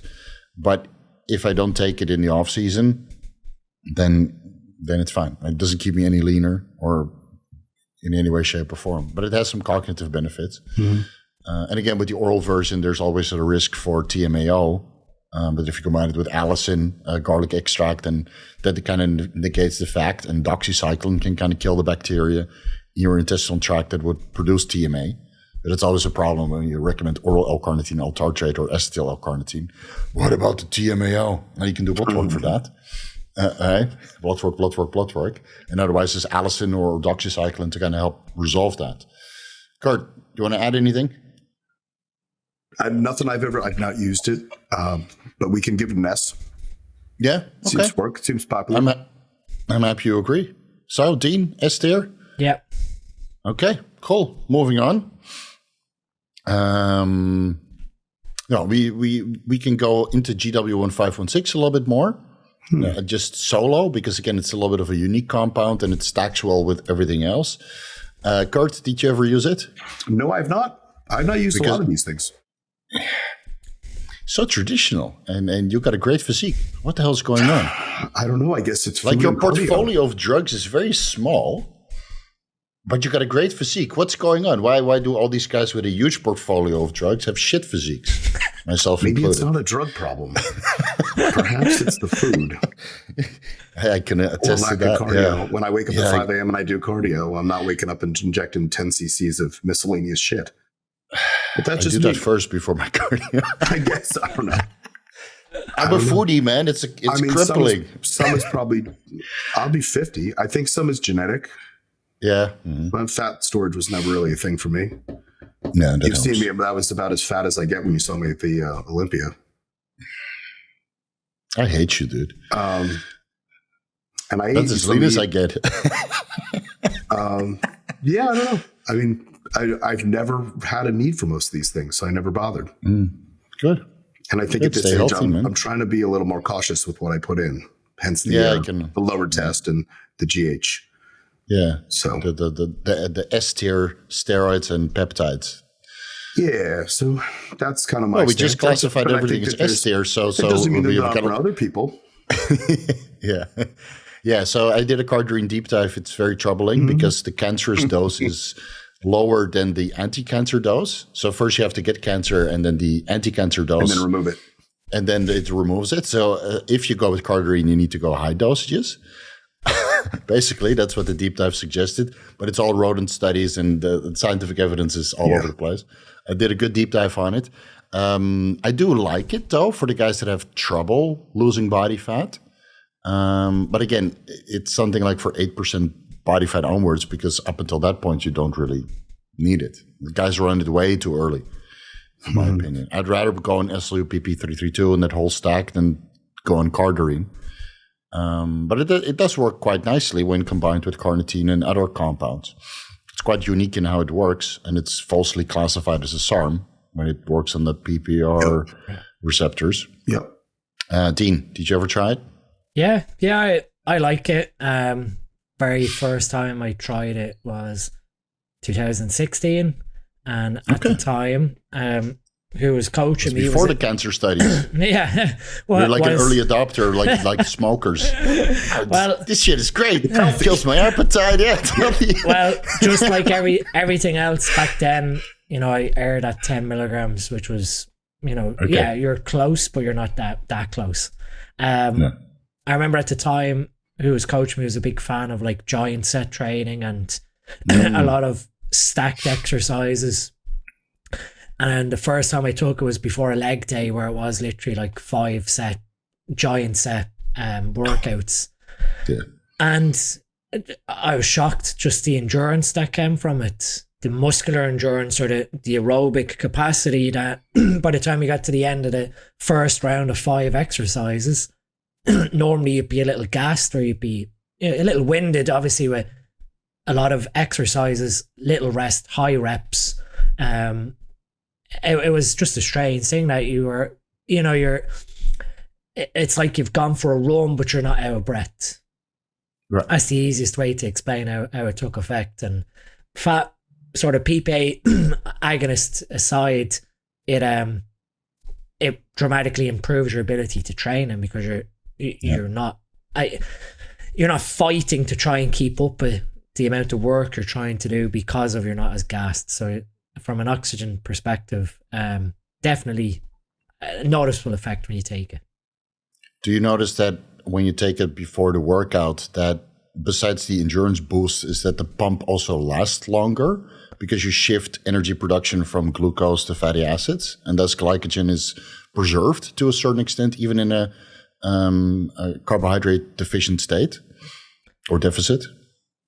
Not that I've not, but that is, it's a good point. So that's what I noticed. That the pump is just more intense. Again, I do a ketogenic diet, so my carb intake is like 70 grams per day, unless I go ham on Sunday. But then it seems that towards the end of the week, when I run Cardarine at maybe 10, 20 milligrams per day, is that I have a better pump towards the end of the week. So I'm not as depleted from a glycogen perspective. And that makes the last 2 workouts of the week just a little bit more enjoyable, because on a ketogenic diet, the pump is already shit. And then when you're dieting, the pump is shittier. So the Cardarine kind of, and it doesn't matter how much Anadrol injectable pre-workout I take, right? At one point, the pump is gone. So the Cardarine kind of helps to preserve that. And it just makes it from a mental perspective when you go into the gym that after 5 sets, you still get something. Instead of you do 12 sets and there was nothing and you basically had to floss it the entire way through. So that's what I noticed. And I heard it anecdotally. I hear that more, that effect is present, then people see that their HDL goes up. I never see that on blood work. I've seen it a couple of times with 20 milligram dosing, but again, that we're looking at anecdotal response. And if it's going to raise HDL, then the only real mechanism it's going to do that is by lowering hepatic lipase. I was going to say that's the only mechanism it could do it by. Yeah. How the interaction there from a does PPR? Does it interact with hepatic lipase? I couldn't find that in scientific evidence. I mean, it must if it's doing that. Yeah. That, you know, and that's anecdotally was one of the first, aside from the endurance benefits, was, this has promise for raising HDL.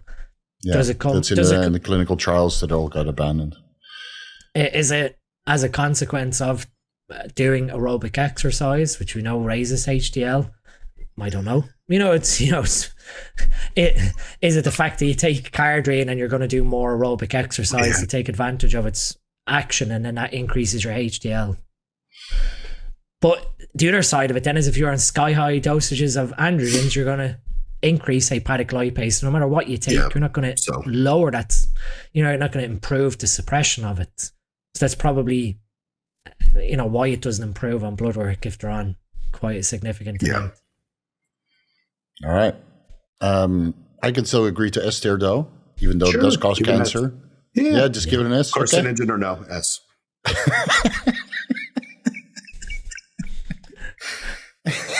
The FDA talking about S tier. The FDA would have a field day. So you're saying this causes cancer, but you want us to approve it? Still put it in S tier, man. I mean, smoking cigarettes will help you lose weight too, and that's S tier. Yeah, I mean, dude, in the 90s, like Dennis Wolf and a couple of German bodybuilders, like Marcus Rule, whole packs. They were smoking cigarettes, whole packs, and he's still alive. Course, I mean, still alive, clearly it doesn't cause cancer. Cut in great shape. That was not medical advice. Yeah, no, it's never. Nothing is medical advice. I mean, the disclaimer is thick, 3 pages long. Yeah, I mean, yeah. So talking about S tier and PPR receptor agonism, telmisartan. Unless you're going to take very, very high dosages, I don't think you're going to get PPAR activity out of 20 milligrams. But Dean, the scientific evidence shows that PPR.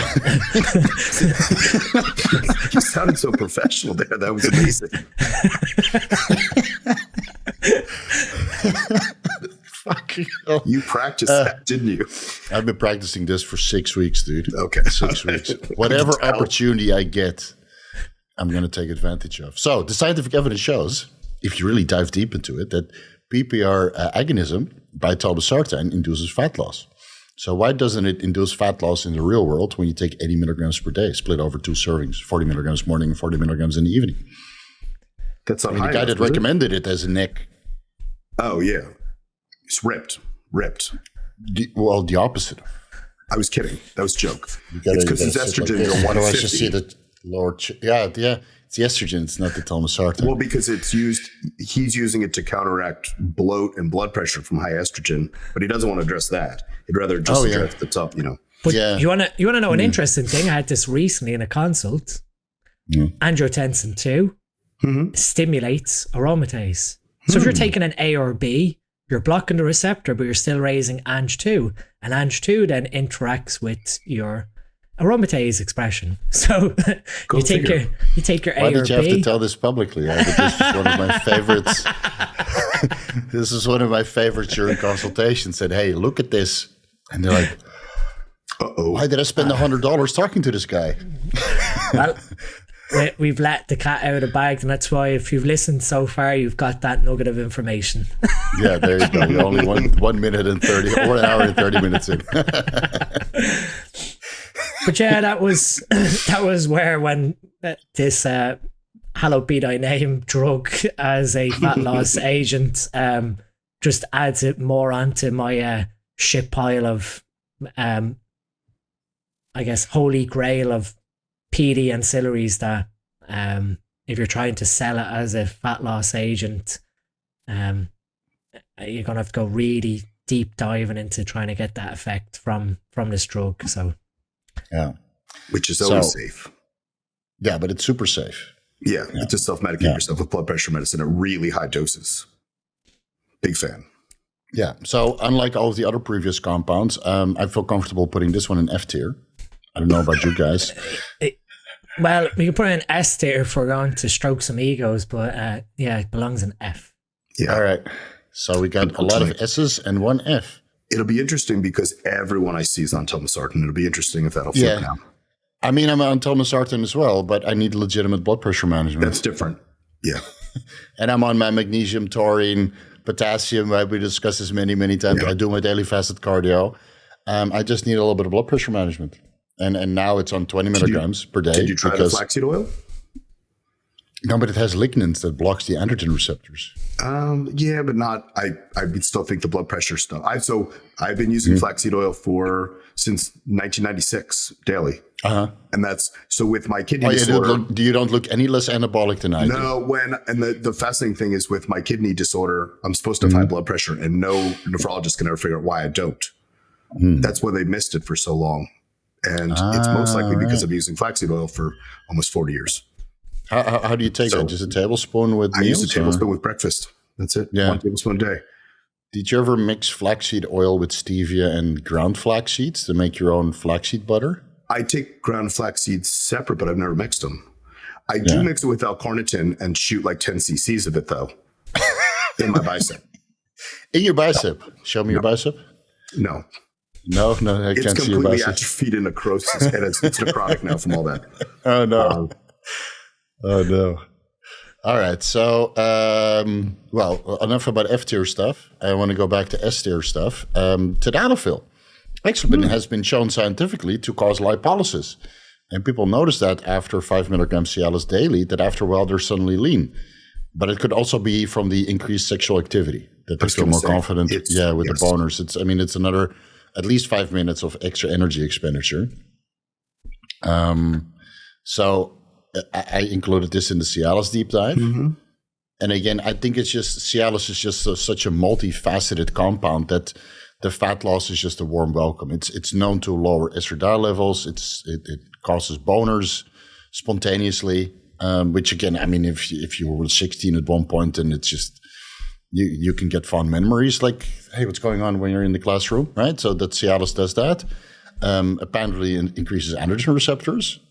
Apparently, it's what else was it? Oh yeah, it helps as a blood pressure management. The only real downside of Cialis is that it might cause acid reflux, which again you can mitigate with betaine hydrochloride and apple cider vinegar. Some sinus issues, right? If you take too much, women, that's why women can't really use it. They respond like that. True. Another thing alongside the telmisartan, again, this is another nugget, but PD5 inhibition in visceral adipose tissue upregulates aromatase. So again, if you're taking Cialis and your estrogen goes up, it's potentially aromatase overexpression in visceral fat. But that's if someone has quite a bit of visceral fat on their abdomen, let's say. More nuggets from interesting consults. And you can, go into the PubMed.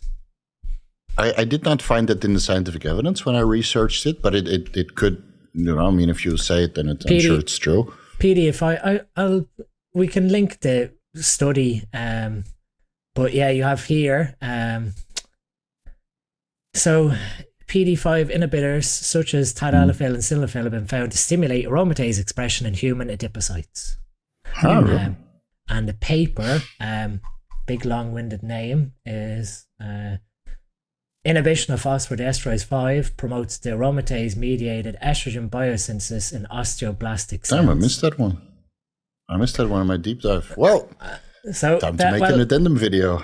This was due to a very interesting consult where using an A or B raised their estrogen, and then they implemented Cialis and the estrogen went up. So the only thing that you could correlate in this person's change were the two things, and then we do the deep dive into the mechanism. It makes sense. So we're probably making the estrogen epidemic worse by blankets taken to ancillaries, which again have good use, but there is like what was the body fat of this individual?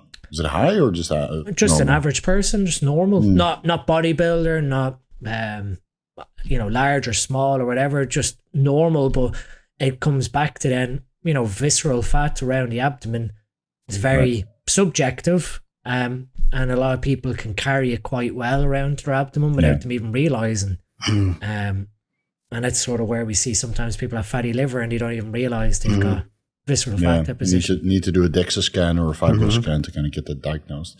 So when I did research on Cialis, all the studies that I found, it lowered estradiol without skewing testosterone levels and increasing androgen receptors, similar papers. I see it. Like there's a lot of research something like that. No, I mean, this was only something recently for me to learn. It was when I looked at, the history of what had changed in the pharmacology. I dived into, looking at PubMed, looking at different keywords like PDE5 inhibitor, aromatase expression. And then all of a sudden you start to see, when you dive a little bit deeper, that there is some crossover in visceral fat, human fat cells. But if you take telmisartan or Cialis with metformin, which lowers aromatase enzyme expression, maybe you break even. Or with Arimidex. Can we say Arimidex online? No. You go the bone mineralization, man. You got to think about, and then the anti, what is it called? In the endothelium, right? The antioxidant effects in the endothelium. You can't say aromasin and Arimidex. It's poison. Okay. Cialis, S tier for me, just because of the boners, and all the other benefits are just added. Warm welcomes. I mean, who needs Clenbuterol for NEAT when you can take Cialis? I agree. Well, if you're single, then it's going to be a problem. But if you have a partner that's always ready for you, then I highly agree. Okay. Growth hormone, anti-obesity drug, 9604, and growth hormone fragment 176 to 191. We kind of covered these last video. Yeah. Okay, so you're just going to put it in S tier then? Either S, fine. S, Dean? S, yeah, I mean. Okay. We've done enough of a deep dive in the last one with the peptides. Yeah, I agree.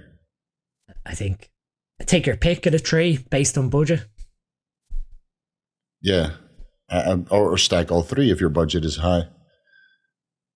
You ran anti-obesity drug 9604 in your prep, right? Did you feel it contributed much? I'd take the oral version, lipotropin, and I'd dose that fasted before I'd go for a walk to the school with the two boys. So yeah, I definitely noticed a small sort of thermogenic effect from taking it. Again, it comes back to when you have these things in play, the mitochondrial optimization, is that having a huge benefit over everything else underneath? I don't know, but it was definitely something that I trialed and then took advantage of with some activity. It's going to induce lipolysis. You're going to mobilize those fatty acids and then use them for some energy-based activity. Right. Okay. Take your lipotropin and pop a Cialis and take advantage of it too. Take advantage of it too. All right. Let's see. IGF-1. I don't think that has a place here. Insulin. Pre-fast cardio. Should we discuss this or should we? It's a bit. Could be touchy. Could be touchy, yeah? We got to think if you want. It's up to you. Not really something I'd recommend people doing. But before glucagon became available and before Retatrutide and those kinds of compounds became available, I was an adamant user of intramuscular insulin, 1 to 2 IUs. I am. Fast. Before fasted cardio. Super fast acting. Yeah, Humalog. The hypoglycemia is brutal.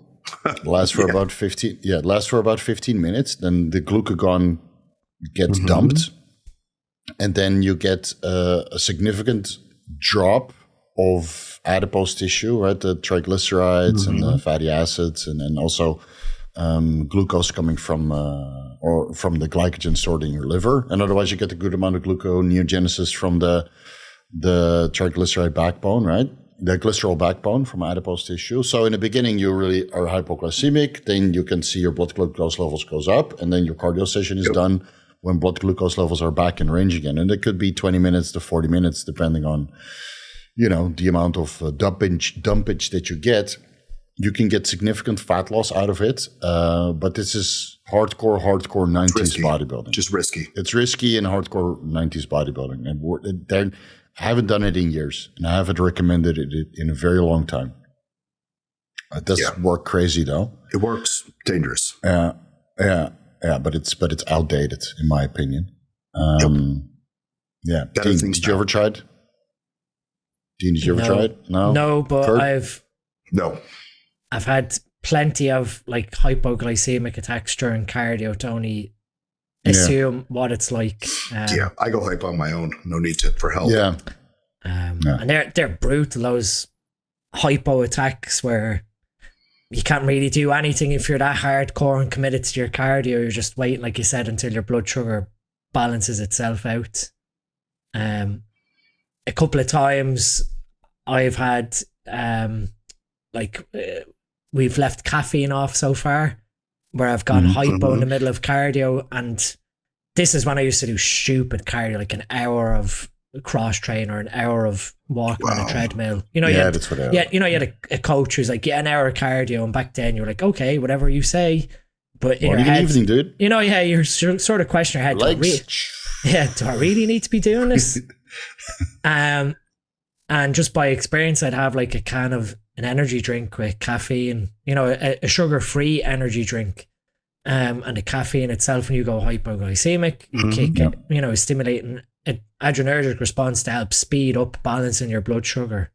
Not that wise if you're doing evening cardio and you down like an energy drink at that hour of the night, but it helps take you out of that edginess where you feel like you're just going to fall off the cardio machine.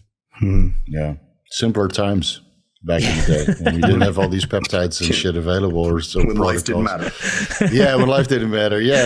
It's I'm just going to put it in F tier, even though I did use it a lot. I think there's much better opportunities out there, and I don't think anybody has a reason to do that nowadays. No.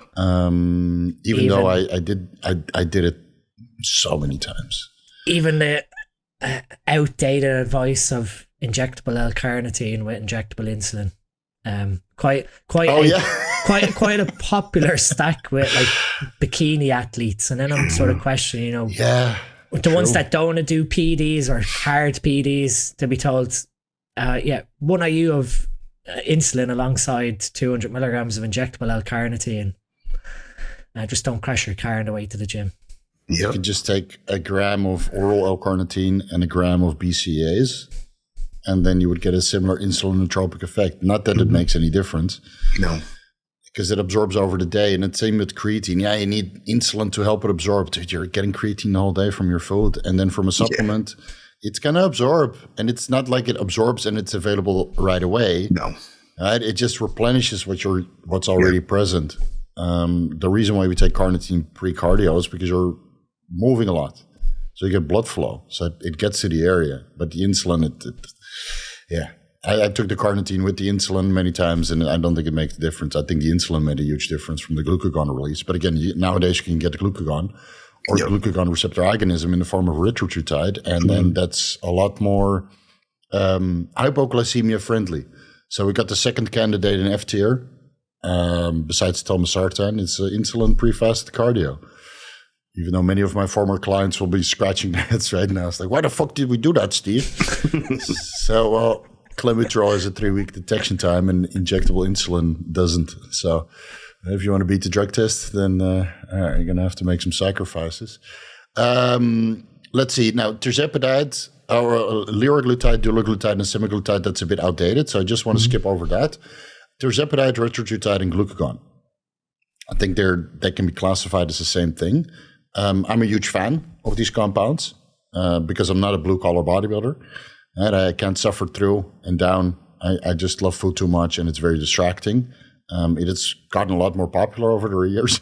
I think I talked about it first, and everybody thought it was like, what the fuck is this compound? And now it's everywhere, semaglutide for that matter. And of course, in the fitness community, we've kind of progressed into tirzepatide and retatrutide. I would personally choose between retatrutide and there's carglycinamide sodium out there. And sometimes that's combined with semaglutide. It's a little bit over the newer stuff. I don't have no experience with that. We need to get Chase Irons on board, who's also a foodie who only can get his appetite down with these kinds of drugs. And it was a game changer for me. And retatrutide, I think, is the only one with actual enhancing fat loss through the glucagon agonism. Tirzepatide has to a certain extent by helping the entrance or the exit of fatty acids from adipose tissue. So when you activate the GIP receptor, it allows fatty acids to enter and exit adipose tissue. So if you're in a caloric deficit, obviously it enhances the exit, the lipolysis from adipose tissue. But now that you have retatrutide with glucagon agonism, I would go with that option, even though the appetite suppression effects are not as stellar as tirzepatide. And it seems to build up faster. So instead of 0.5 milligram, you might proceed to 1 milligram, 1.66 milligrams, maybe even 2 milligrams 3 times per week, faster than tirzepatide. Dean, did you ever use these kinds of medications? Both tirzepatide and retatrutide. And like you said, tirzepatide seems to have the more potent appetite suppression effect, but retatrutide seems to be much better from a metabolism perspective for fat loss. The very first time I took retatrutide, the appetite suppression's weird. The easiest way to describe it is literally you've just taken your brain and your stomach and they're just not communicating with one another. So you don't feel hungry physically, but mentally as well, you just don't want to eat. It's very strange.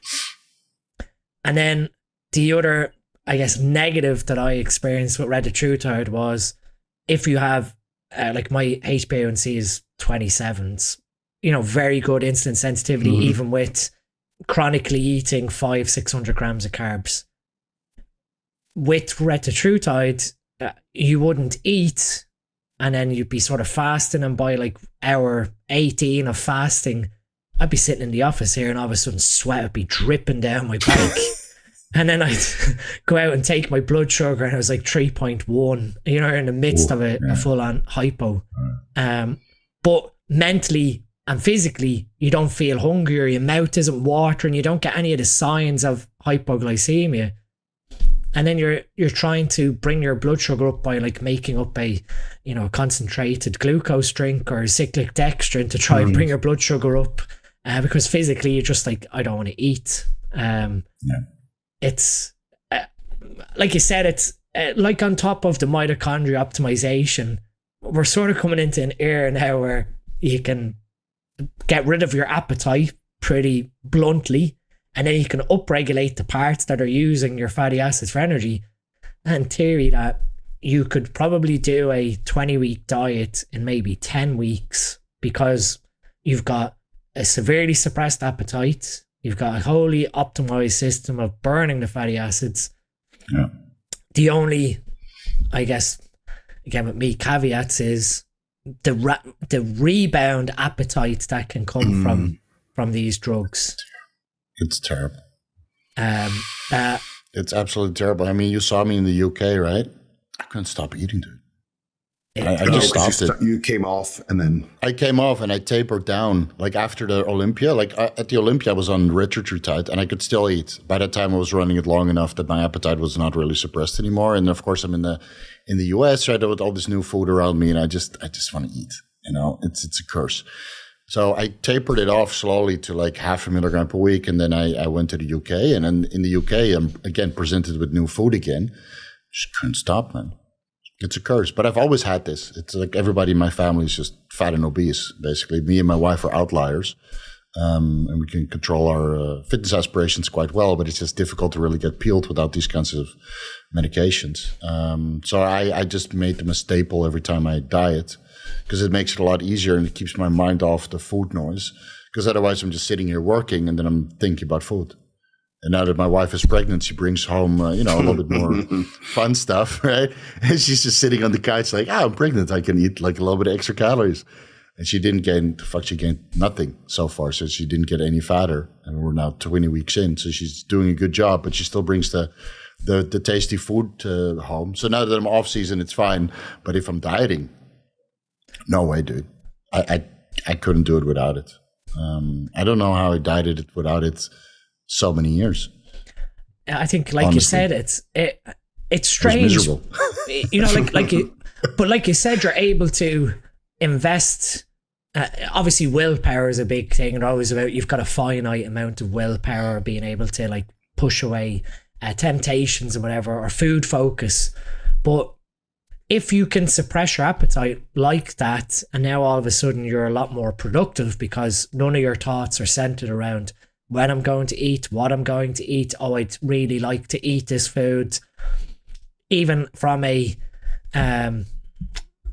hedonic perspective of looking at a piece of food like a cake or something and thinking, I'd really like that. It's strange because, like I said, when I took it, you knew you had to eat, but you didn't really want to eat, but you knew how important it was to even get in sufficient protein. Yeah, it's a job.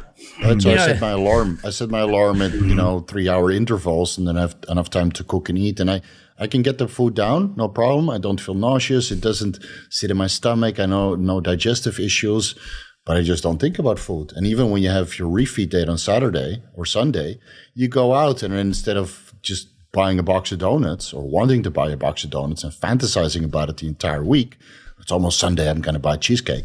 I don't think about it. And when I go out on Sunday, I'm like, okay, I'll have a steak and a potato, which is way healthier than what I used to do, And I think, like, for me, I got into this food orgy problem, 6 days per week, you diet hard, you put away that food noise, because one day a week, I can kind of relax, or at least have a high carb day. And then you do a high carb day with 1,000 carbs. Your stomach is shrunk, and it sits in your stomach, and you feel fucking uncomfortable. And I'm so tired of it. I'm so over it. So that's why I'd rather run these kinds of compounds, and they help with fat loss tremendously, at least the Retatrutide. So I'm all for it. Even the other side of it is the cardiometabolic aspect of controlling cholesterol, lipids from a dietary perspective, if they're getting impacted by your nutrition. So I'm not, you've got people are coming out saying these compounds are cheating. I think these are the ones that are very old school, that had to suffer so bad, that don't want people to experience these hacks, to speak. I do think, for hardcore, that's a resistance when I started talking about it. Like, why don't you want to be? I said, no, I want to focus on other stuff. I got too much going on to be focusing about work and then being upset with myself that I can't eat it and I want to get shredded. I did that from 15 years old to 30 years old until these kinds of drugs, or 35 years old. 20 years I did it, and I'm just kind of over it because you lose money, and when I lose money, it's a lot. So I'd rather just take care of my family and buy them nice things, and spend a little bit extra money on these kinds of medications. Because if you do your research and you live the lifestyle, then they're reasonably benign to take. And again, we're not taking the medically recommended dose, just enough to kind of keep the appetite at bay. Yeah, I think like even the other side of like the hardcore mentality, do I think certain people probably would benefit from experiencing what it is like to diet hard? Probably, but that's not to say that you're not going to diet hard when you're taking these things, because you're still having a restrictive diet, to speak. Yeah. I find they bring great benefit because they can almost give you a psychological leverage.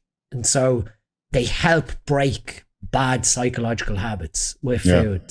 Where someone has a psychological habit of having a certain type of food at a certain time of day, and that is keeping them in a surplus, or it's not good for their health, to speak.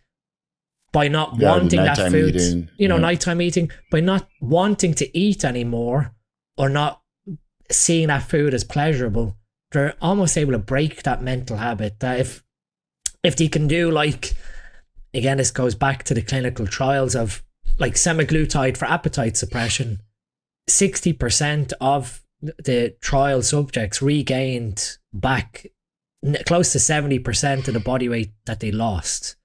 Yeah. But that clearly shows that all throughout taking the medication, it was just blocking that mental focus on food, that they were never actually coached how to break those mental habits. That as soon as the appetite came back, it was like, oh, well, maybe I'll have a small bit of cheesecake, and then a small bit of cheesecake turns into a big cheesecake. And they fall back into the habits that were suppressed. So they can be useful if they can help someone reset their psychology to food or break their relationship with certain patterns of eating. Yeah, but you need some sort of therapy. And I'm going to be honest, like I went to AA meetings to talk about food addiction, and I'd done like hypnotism, or tried to. And I can't say that worked either. So I think it's just the way you grow up. Like, when you have like giant meals over the weekend, and then your diet is just riddled with sugars because my parents didn't know any better. Yeah. It's just hard to break the habit. I'll get over it at one point. But for me, I think once I start something like this again, I'll just keep a very low dose in the background just to kill the food noise. Like Chase Aarons always says, he has a lot of experience and has done a lot of research. And the more research I do, the more I realize that, he knows exactly what he's talking about. Because in the beginning, I wasn't really for Retatrutide in the off season, but now that I do more research and I hear more people talk about it, that actually experience it, like a blue collar bodybuilder, for example. He's also running Retatrutide and SLU and Mart and all that stuff in the off season. And he just stays lean and he eats what he needs to eat. And again, I think he was an alcoholic in the past. So he's gone through the AA 5-step program. And then, food might still be an issue. So I think it's for people that really like their food. I think it's a game changer. And I haven't touched as many of the previous discussed fat burners since these kinds of drugs became available, because I didn't need them as a crutch anymore, because food diet adherence is so much greater. And even not going overboard over the weekend is, so much better. So it's S tier for me. Did you guys ever use glucagon injections? No. No, but it's a useful one. Well, I haven't, but when it comes to top level getting on stage, it's stuff that I've discussed. And it's, it's probably, an inner circle thing, but if you have the right athlete and the right sort of setting of the physique, glucagon before they get on stage, can do. Before they get on stage. Yes. I'd love to hear about this. I'd never heard of anybody. Well. Or you're not yet ready to retire your coaching? No, keep it. You know what, guys? If you want to know about glucagon before stage, hire Dean for a fucking consultation. All I'll say is it's not something like pre-stage insulin. It's almost the reverse. So you need to be 100% sure that if you put this thing in, that person's body's going to be able to handle that glucagon, because insulin mops up blood glucose, glucagon dumps blood glucose. So you need to have the right setting, but if you have the right setting, man, that person's going to be, put it this way, as soon as they start pumping up, things change very quickly. But I can imagine, you have to be, you have to have the right setting, and be fully sure that that is the right choice for that person. But it's pre-stage, it can be useful. Like, I want you to increase your rates for the next month. Just glucagon pre-stage will be double the price for Dean. I'd never heard about this. I've done insulin before the stage, like with the blueberry pancakes in the morning, or the good old school stacks, because again, insulin is not detectable on blood tests, for WADA, or urine tests. I've done that plenty of time, but glucagon, no, that's new for me. I've done glucagon before fasted cardio many times, and it literally causes indentations in the fat, like where you inject it. So that's besides Helios, that's one of the few. We didn't discuss Helios. Well, it's S tier. Yeah, S tier. Forgot about Helios. Yeah, forgot about injectable Helios. No, Yohimbine. forgot about something. It's okay. Do We they discussed sell, the do they climate. sell that over there? Oh, yeah. Do they? Yeah. Interesting. Yeah. Yeah, it's available here through the underground labs. So the glucagon causes indentations also, but you really see that your blood glucose levels spike during the cardio session, and it might stay elevated for 30 to 40 minutes after an injection, depending on the dose. So if you do a 1/4 milligram left-right, that's okay. But if you go with a full milligrams and a full hypo kit from Eli Lilly, then you're doing cardio for an hour. That's how long blood glucose stays elevated. And it's even when you're 100% depleted at the end of the week. It just comes from adipose tissue and gluconeogenesis from the glycerol backbone. It's very potent. And well, like I was saying, It's pre-stage, also $80 a shot. if someone is extremely depleted and flat, it's a useful strategy to turn things around rapidly. Yeah. Rather than going the risky route of going, okay, well, here's some fast-acting insulin where you're trying to influence... I guess It's like perfect after making weight, right? so. In theory, and this is where I'm not making Okay, stop. anything. Do a consultation with you. You can tell me after the show. No, I want you to keep the secret, man. Keep the secret because I know how little secrets there are now. So just keep it for yourself and let them fucking pay for it. Okay. Kurt, I want you to join in on the glucocorticoid receptor inhibiting effects of anabolic androgenic steroids regarding fat loss. Wow. Okay.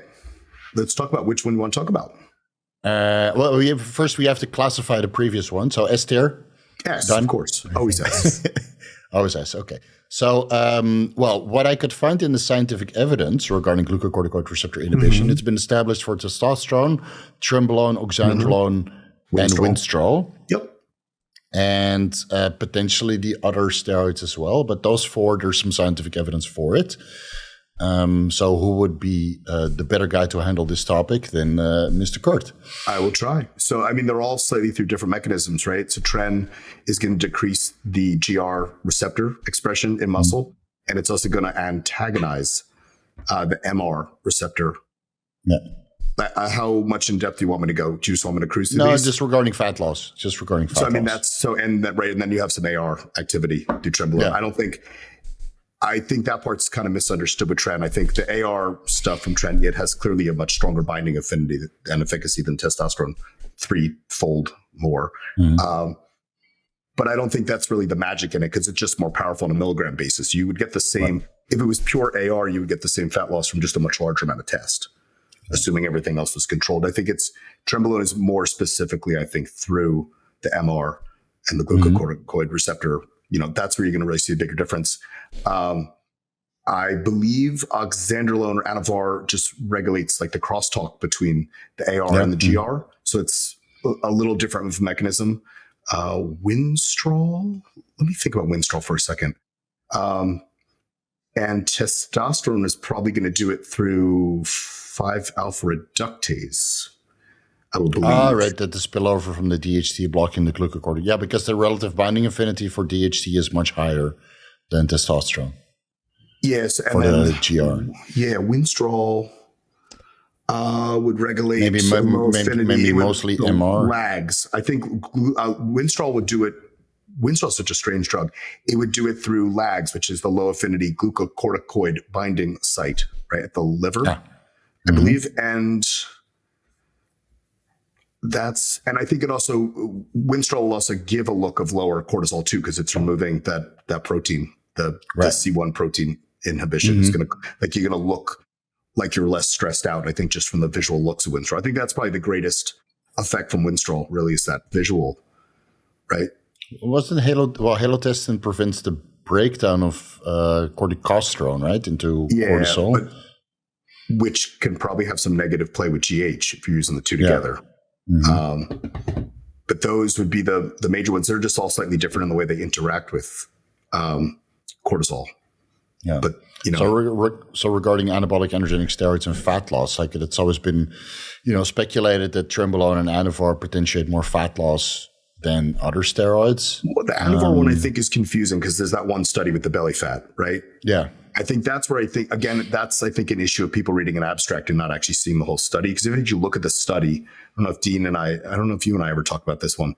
it's really interesting because the study, they actually changed direction halfway through. So they were first pitting Anavar. They took sedentary middle-aged men or even older men, and they gave them testosterone enanthate or Anavar, and there was a control group. The testosterone enanthate, though, was a TRT dose, and it was given every other week. So I'd have to question even the efficiency of even using. So if you injected 200 milligrams of testosterone on a biweekly basis, how much fat loss you're really going to get, right? And then they were given Anavar, and then halfway through the study, the researchers didn't love what the liver enzymes were doing. And so they switched that Anavar group to Nandrolone, and they did Nandrolone versus testosterone. And then they realized the body fat went up with the Nandrolone group. And they basically just concluded that it appeared that Anavar caused, belly fat loss that testosterone did not. But when you actually read the study, you're like, how relevant is that to our population? I don't really think it's terribly relevant. Yeah. Not to say it doesn't have an effect. A lot of people do mention it anecdotally, though, that Anavar magically removed the lower ab fat. And I experienced the same. When I use Anavar at the end, it feels like everything below the belly button, between the belly button and the junk, kind of shrinks in. I think Anavar is a great drug. I don't have anything negative to say about it. I just don't know. I think part of the problem is guys or girls, women probably more so, look to leverage those things for fat loss specifically, right? And that's not really the use of anabolic steroids. You'll get that as a side effect or an additive effect, I should say, not a side effect, but it's not necessarily the primary function, right? Especially in women, they'll take Anavar assuming they're going to get fat loss and the scale goes up, and they freak out because they just gain muscle and they're looking at the scale, and then they probably are losing body fat at the same time, but they respond so robustly to it that the weight goes up. Yeah, and of course the water distribution is a little bit more favorable, right? Where some of the subcutaneous water shifts into skeletal muscle from nitrogen retention, electrolyte retention. So you appear leaner initially, and that might be mistaken as fat loss. Still, it seems that people on steroids get fucking diced, but natties also get fucking diced. Yeah, I think I got leaner. I mean, I was younger. I think I got leaner when I was natural. There's just less variables. Right, I had food, I had cardio, but I had nothing else to do. What else do you focus on? You only have 2 cards to move. You do more of both. Diet harder. Yeah, but also when you're younger, what do? You go to school and that's it. You have zero responsibility. No, so I think your focus is different, right? You can suffer. You don't have responsibility. Like I wasn't responsible for 3 other people. It didn't matter if my head was not quite clear. I just, I had a menial job that I could half-ass focus at. Zone out. Yeah. Or school, most of my classes, I could pretty much just not pay attention and do okay in them. So I miss those days, man. I know, right? Now, you're a little bit sleepy and it goes down the toilet. Yeah. And then you're like, fine. Your wife is like, hey, you got to perform tonight. I said, babe, but I haven't had calories in a while. Exactly, so it's okay. You go to the kitchen, have a peanut butter, and then you go perform. Yeah. And that's, I think, there goes your diet. People just assume steroids are like some magic lever that you could pull and just things happen, right? And unfortunately, you have to have the other stuff in line first too. Yeah. And it's when you have everything in line. When you have everything in line, it's fantastic, but you also have genetic expression. If you're not someone who can get that lean easily, right? And that's, I guess, where a GLP or something can help too, is the food noise. Yeah. Like that was never, again, that's probably my upbringing. My parents, I wasn't allowed to eat garbage. My kids don't eat. I see it in my children too. They eat the same stuff that I eat. I cook all their food, and they don't really have like tremendous appetites. Like a lot of times I have to rush my son to eat faster, right? If he's eating chicken and rice, he's not like shuffling it down his mouth because it's boring. Oh, man, we had so much food and so much candy in the house. That's what they eat. We had so much food, so much candy in the house. When I look back on it, I'm going to do better. I'll do better for my kids. Yeah, I'll do better. Yeah, it's interesting. You'll see a big effect in your children's health though, from a young age. With the food. Yeah, but we only have good stuff in the house. Totally. Right? Unless that's I'm what I'm saying, off-season. You'll see how healthy your children are because of that. Yeah, and then of course we still like to go out to dinner, but I can control my dinners so much better with. You still need to go to dinner. I still go to dinner. I think that's part of life. Yeah. I think it's the 80% stuff that goes on that people screw up. Teen, how was my dinner with you in where was it, Birmingham? Oh, we had 2 dishes and baklava and ice cream. Oh man! I can still remember the guy's face taking the order. He's sort of looking at me and Steve because I ordered 2 steaks, 2 sides. You were pretty tame from what I ordered. 2 sides of rice, and then Steve had his sort of platter and the main and whatever else. But you're sort of looking at us thinking like all this food for this one table. Yeah, and then I had the ice cream, and then they came with something. They came with something extra, right? Or he said like, "Yeah, you got to try this as well." I think it was like, yeah, it was good food though. Man, it was tasty. It was. Holy moly! I was so bloated afterwards, and then we had to go to the airport. Good times. Good times. Kurt, when we meet, I'll take you out to dinner too with Anabolic Roundtable finances because we made a good amount of AdSense revenue on this podcast. So I owe you a few steaks also. I owe you a few steaks as well. Yeah, well, we'll figure something out. You can buy me some ice cream. When the last time we went out, we all ate at Buffets. Yeah. I mean, what was that, $5,000 that we spent on dinner? It's $5,000. Yeah. It was $5,000. It was a lot of appetite at that table. Yeah. And half of you guys were on GLPs. I was on GLP. I was sitting next to Chase. Chase still ate. I was impressed that man can eat. Yeah, but he was struggling a little bit. But at the end, you could see it catching up with him. Dude, I had a hamburger and those thick. I had that cheesecake and yeah, you had the cheesecake. The cheesecake, a big. Yeah, it was a kilometer tall. So I had like 3 side dishes in the hamburger, and then I couldn't walk after that. No, it was really good. That's why I'm staying home this round because I finally got my.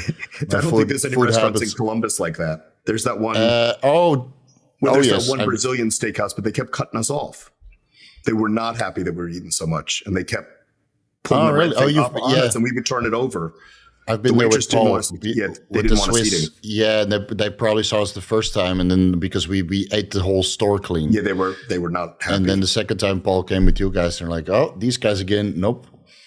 Because we cleaned house, man. First time I was there with Paul and Justin Harris and Skip Hill and all these guys. Oh, that's a fun group. Skip, Justin. Skip can you a boatload also. Oh my God, he's short, but he's thick, man. He can eat. Justin ate a lot. Yeah, it was a fun day. So next time we'll join in again. Okay, where were we? Steroids for fat loss. I think they're a great addition. I mean, I'm sure they enhance lipolysis a little bit and then speed up fatty acid oxidation by having more metabolically active tissue. Still going to put it in S tier, obviously, because they're steroids. Especially oxandrolone and trenbolone. I mean, it's certified S tier. Dean, anything you would like to add? No, Kurt. Really I don't want to hear anything about calcium. Yeah. Calcium ion stimulated. No, I think... So it turned into a little bit of a meme now. Yeah, I think Kurt nailed it. I've got nothing else to add. I mean, why else?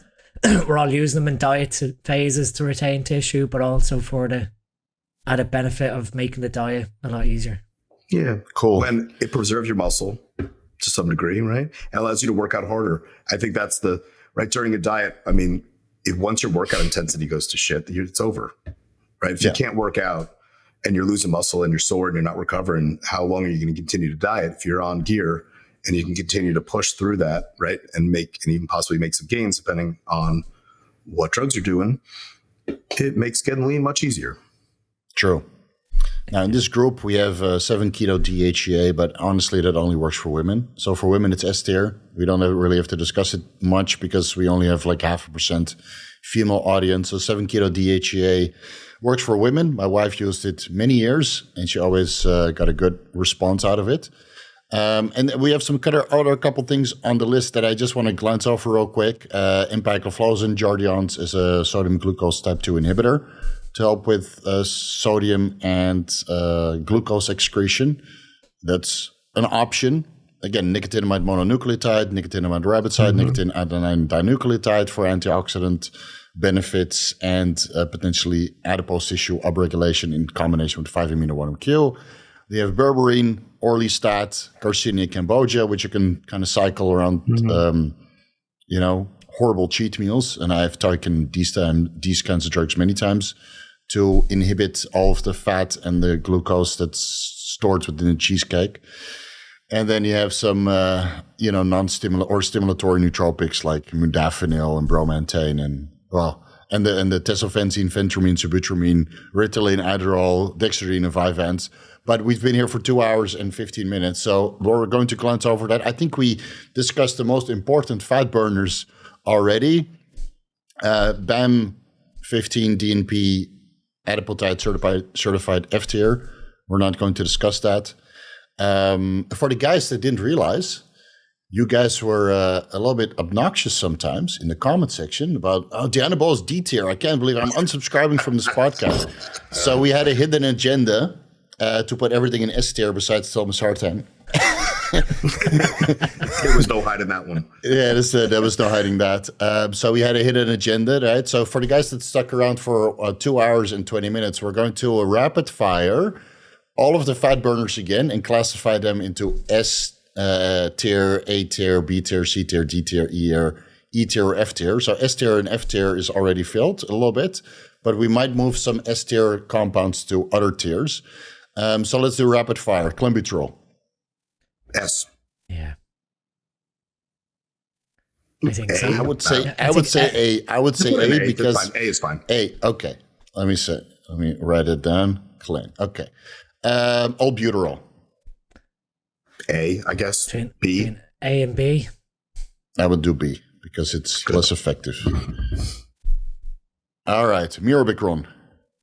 I'll say S based on what you guys are saying. Yeah. I agree.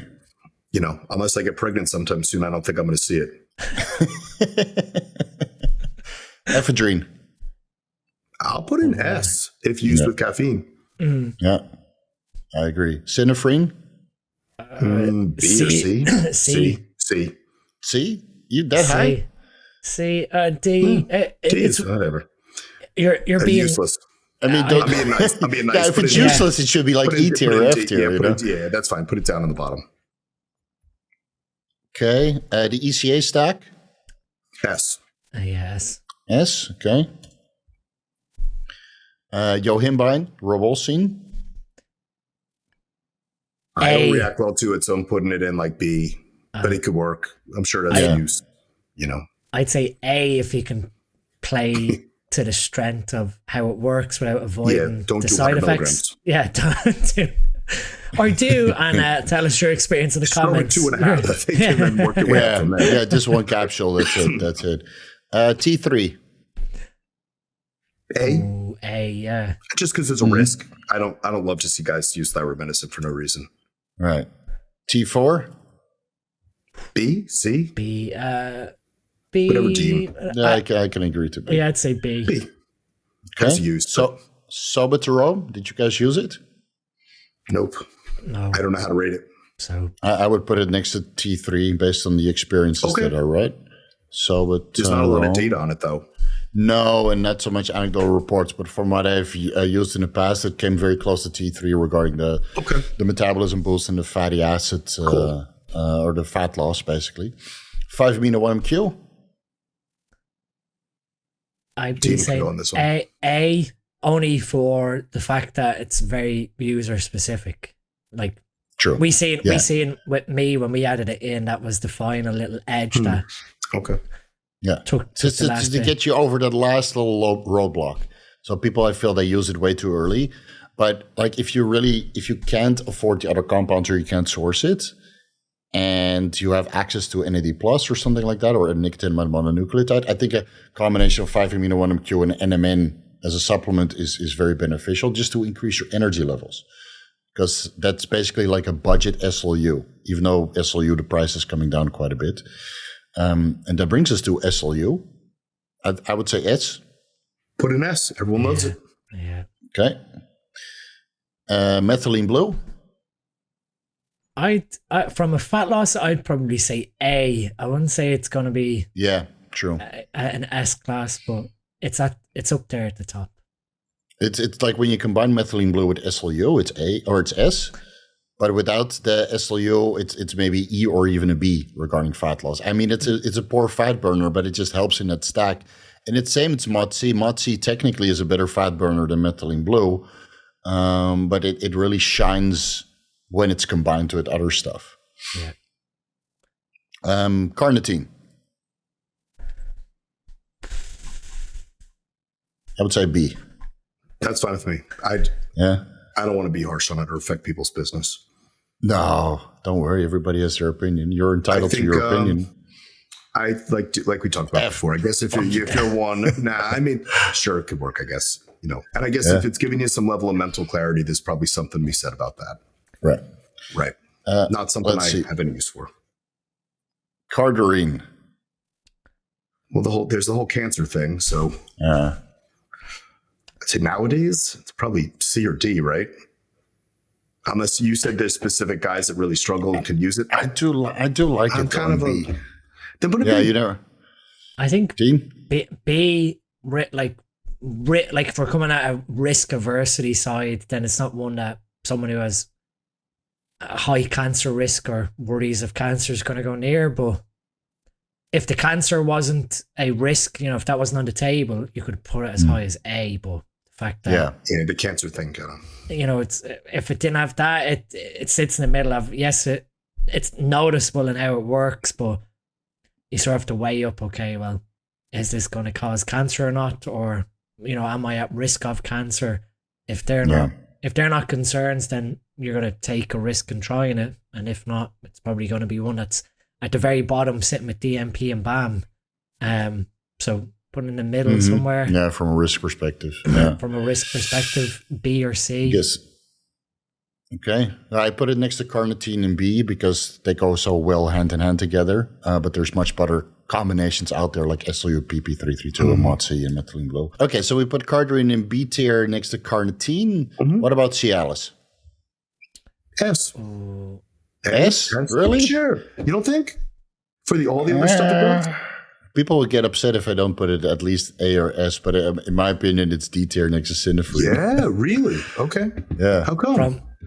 Because it's not a good. I mean, there's one study that shows fat loss. From a fat burning point of view. It's a great compound. I'd fucking bonus galore. Holy shit! My wife loves it when I take it. Never mind. From a fat loss point of view, it's probably a D. Yeah, I think it's a D as well. I didn't even think about it from a fat loss point of view. Yeah. You got to say that in the disclaimer, otherwise people, I can't believe you put tadalafil in D, man, bro. My mistake. I take tadalafil and cocaine and I get great,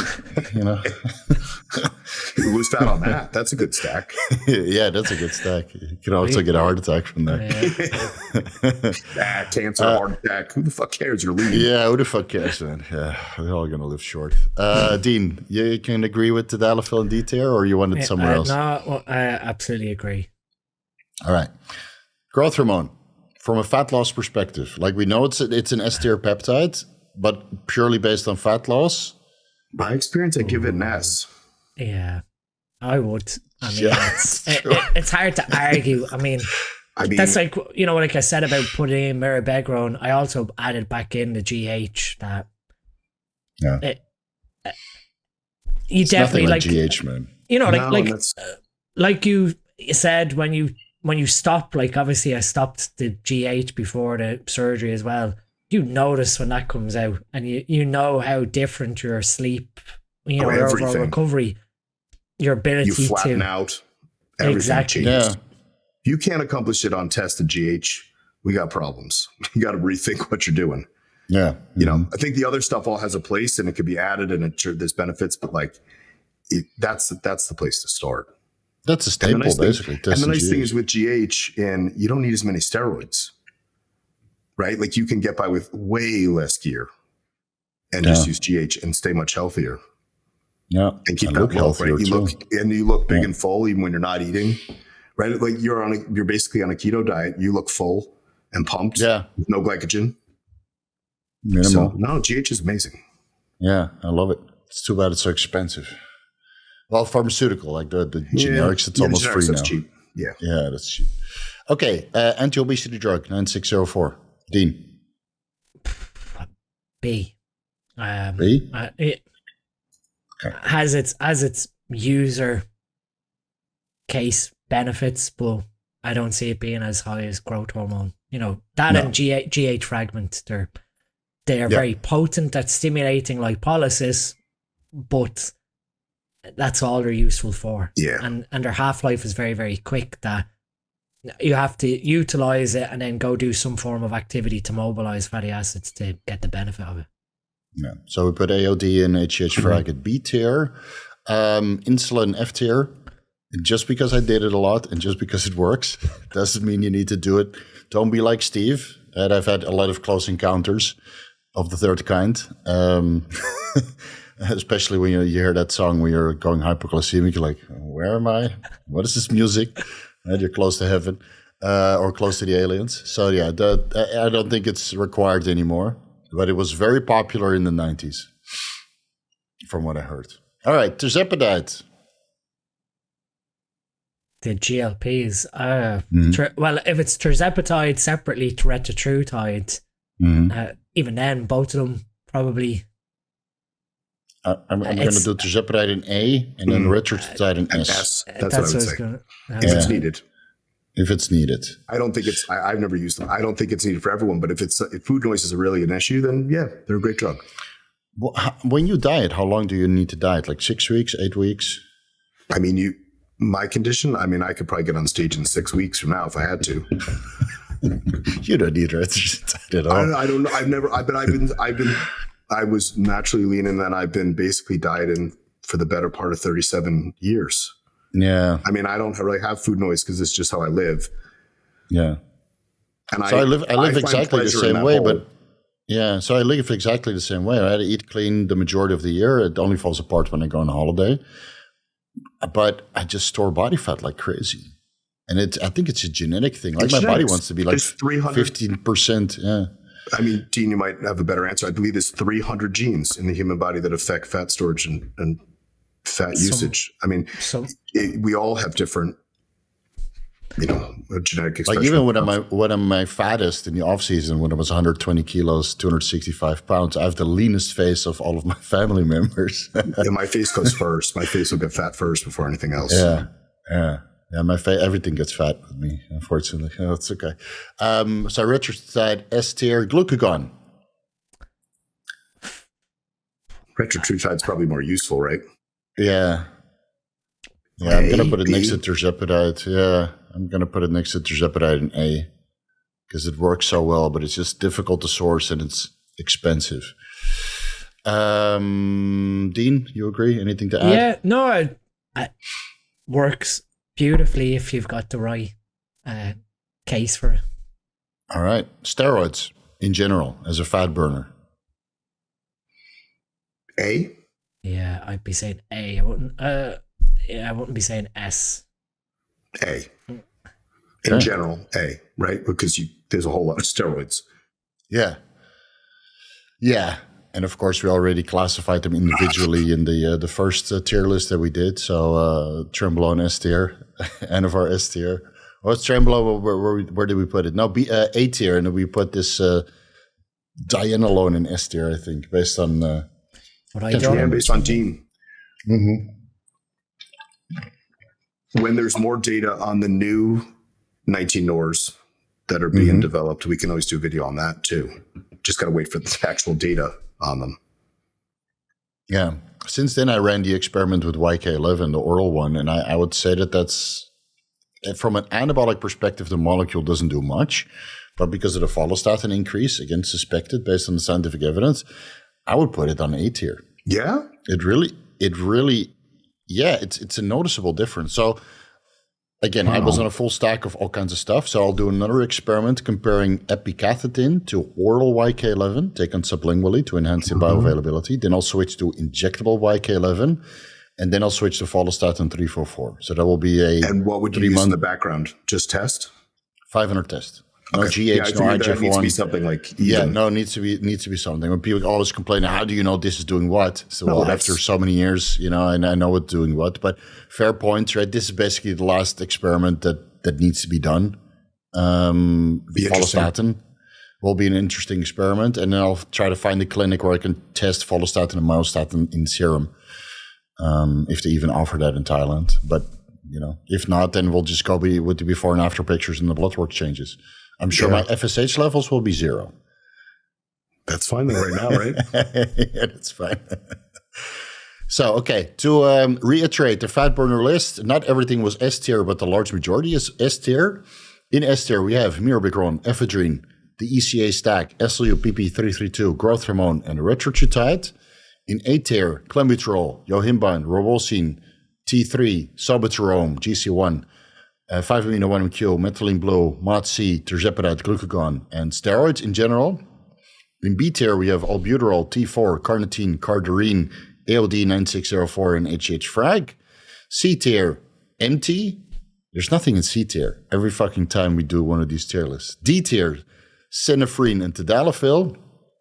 E tier, nothing. And then in F tier, Telmisartan and insulin.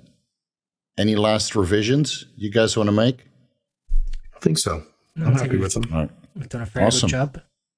Cool. Guys, if you want to complain, do so in the comment section. All your complaints helps fuel the algorithm. Doesn't matter if it's complaints or praises. It doesn't matter. Just make sure you hit the like button just once, not twice. Twice unlikes the video.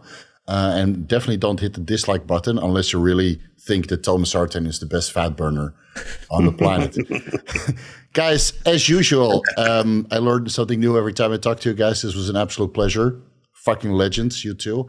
Now we've gone through all the tier list, unless you guys want me to put Adderall in a tier list, but I don't think so. So we need some fucking topics. Any suggestions for the next one? Oh, that's anything tough. we should... Yeah. Or should we just wrap it up here because it's never going to get any better than the last 9 episodes? Maybe we can delve into peaking protocols following on from what we spoke with Yeah, that's John. good. That could be cool. Yeah, that could be or cool. How to correct a messed up peak. Yeah. If it's possible, sometimes. Sure. And what's going into a peak, right? Maybe the last, Yeah. the last 6 or 8 weeks should look like? Sure. Yeah. Sounds good. Okay, well, so we'll do a Peaking 101 Anabolic Roundtable. Yeah. But Sounds Dean, good. you keep that glucagon protocol to yourself, okay? I'm going to wrap it up here because I'm running out of batteries. Guys, subscribe to all of these guys' YouTube channel and subscribe to my channel if you want to see more if you're not subscribed yet, because we do it every single month. And once we hit the 10th episode, I'm not sure if this is the 8th episode or the 9th one, but we're coming up to the 10th episodes. And then it means we have a very long-running podcast talking about these kinds of stuff, which is unique in our space. All right, Yes. I'll see you guys next month. Take care. Thank you. later. Peace out.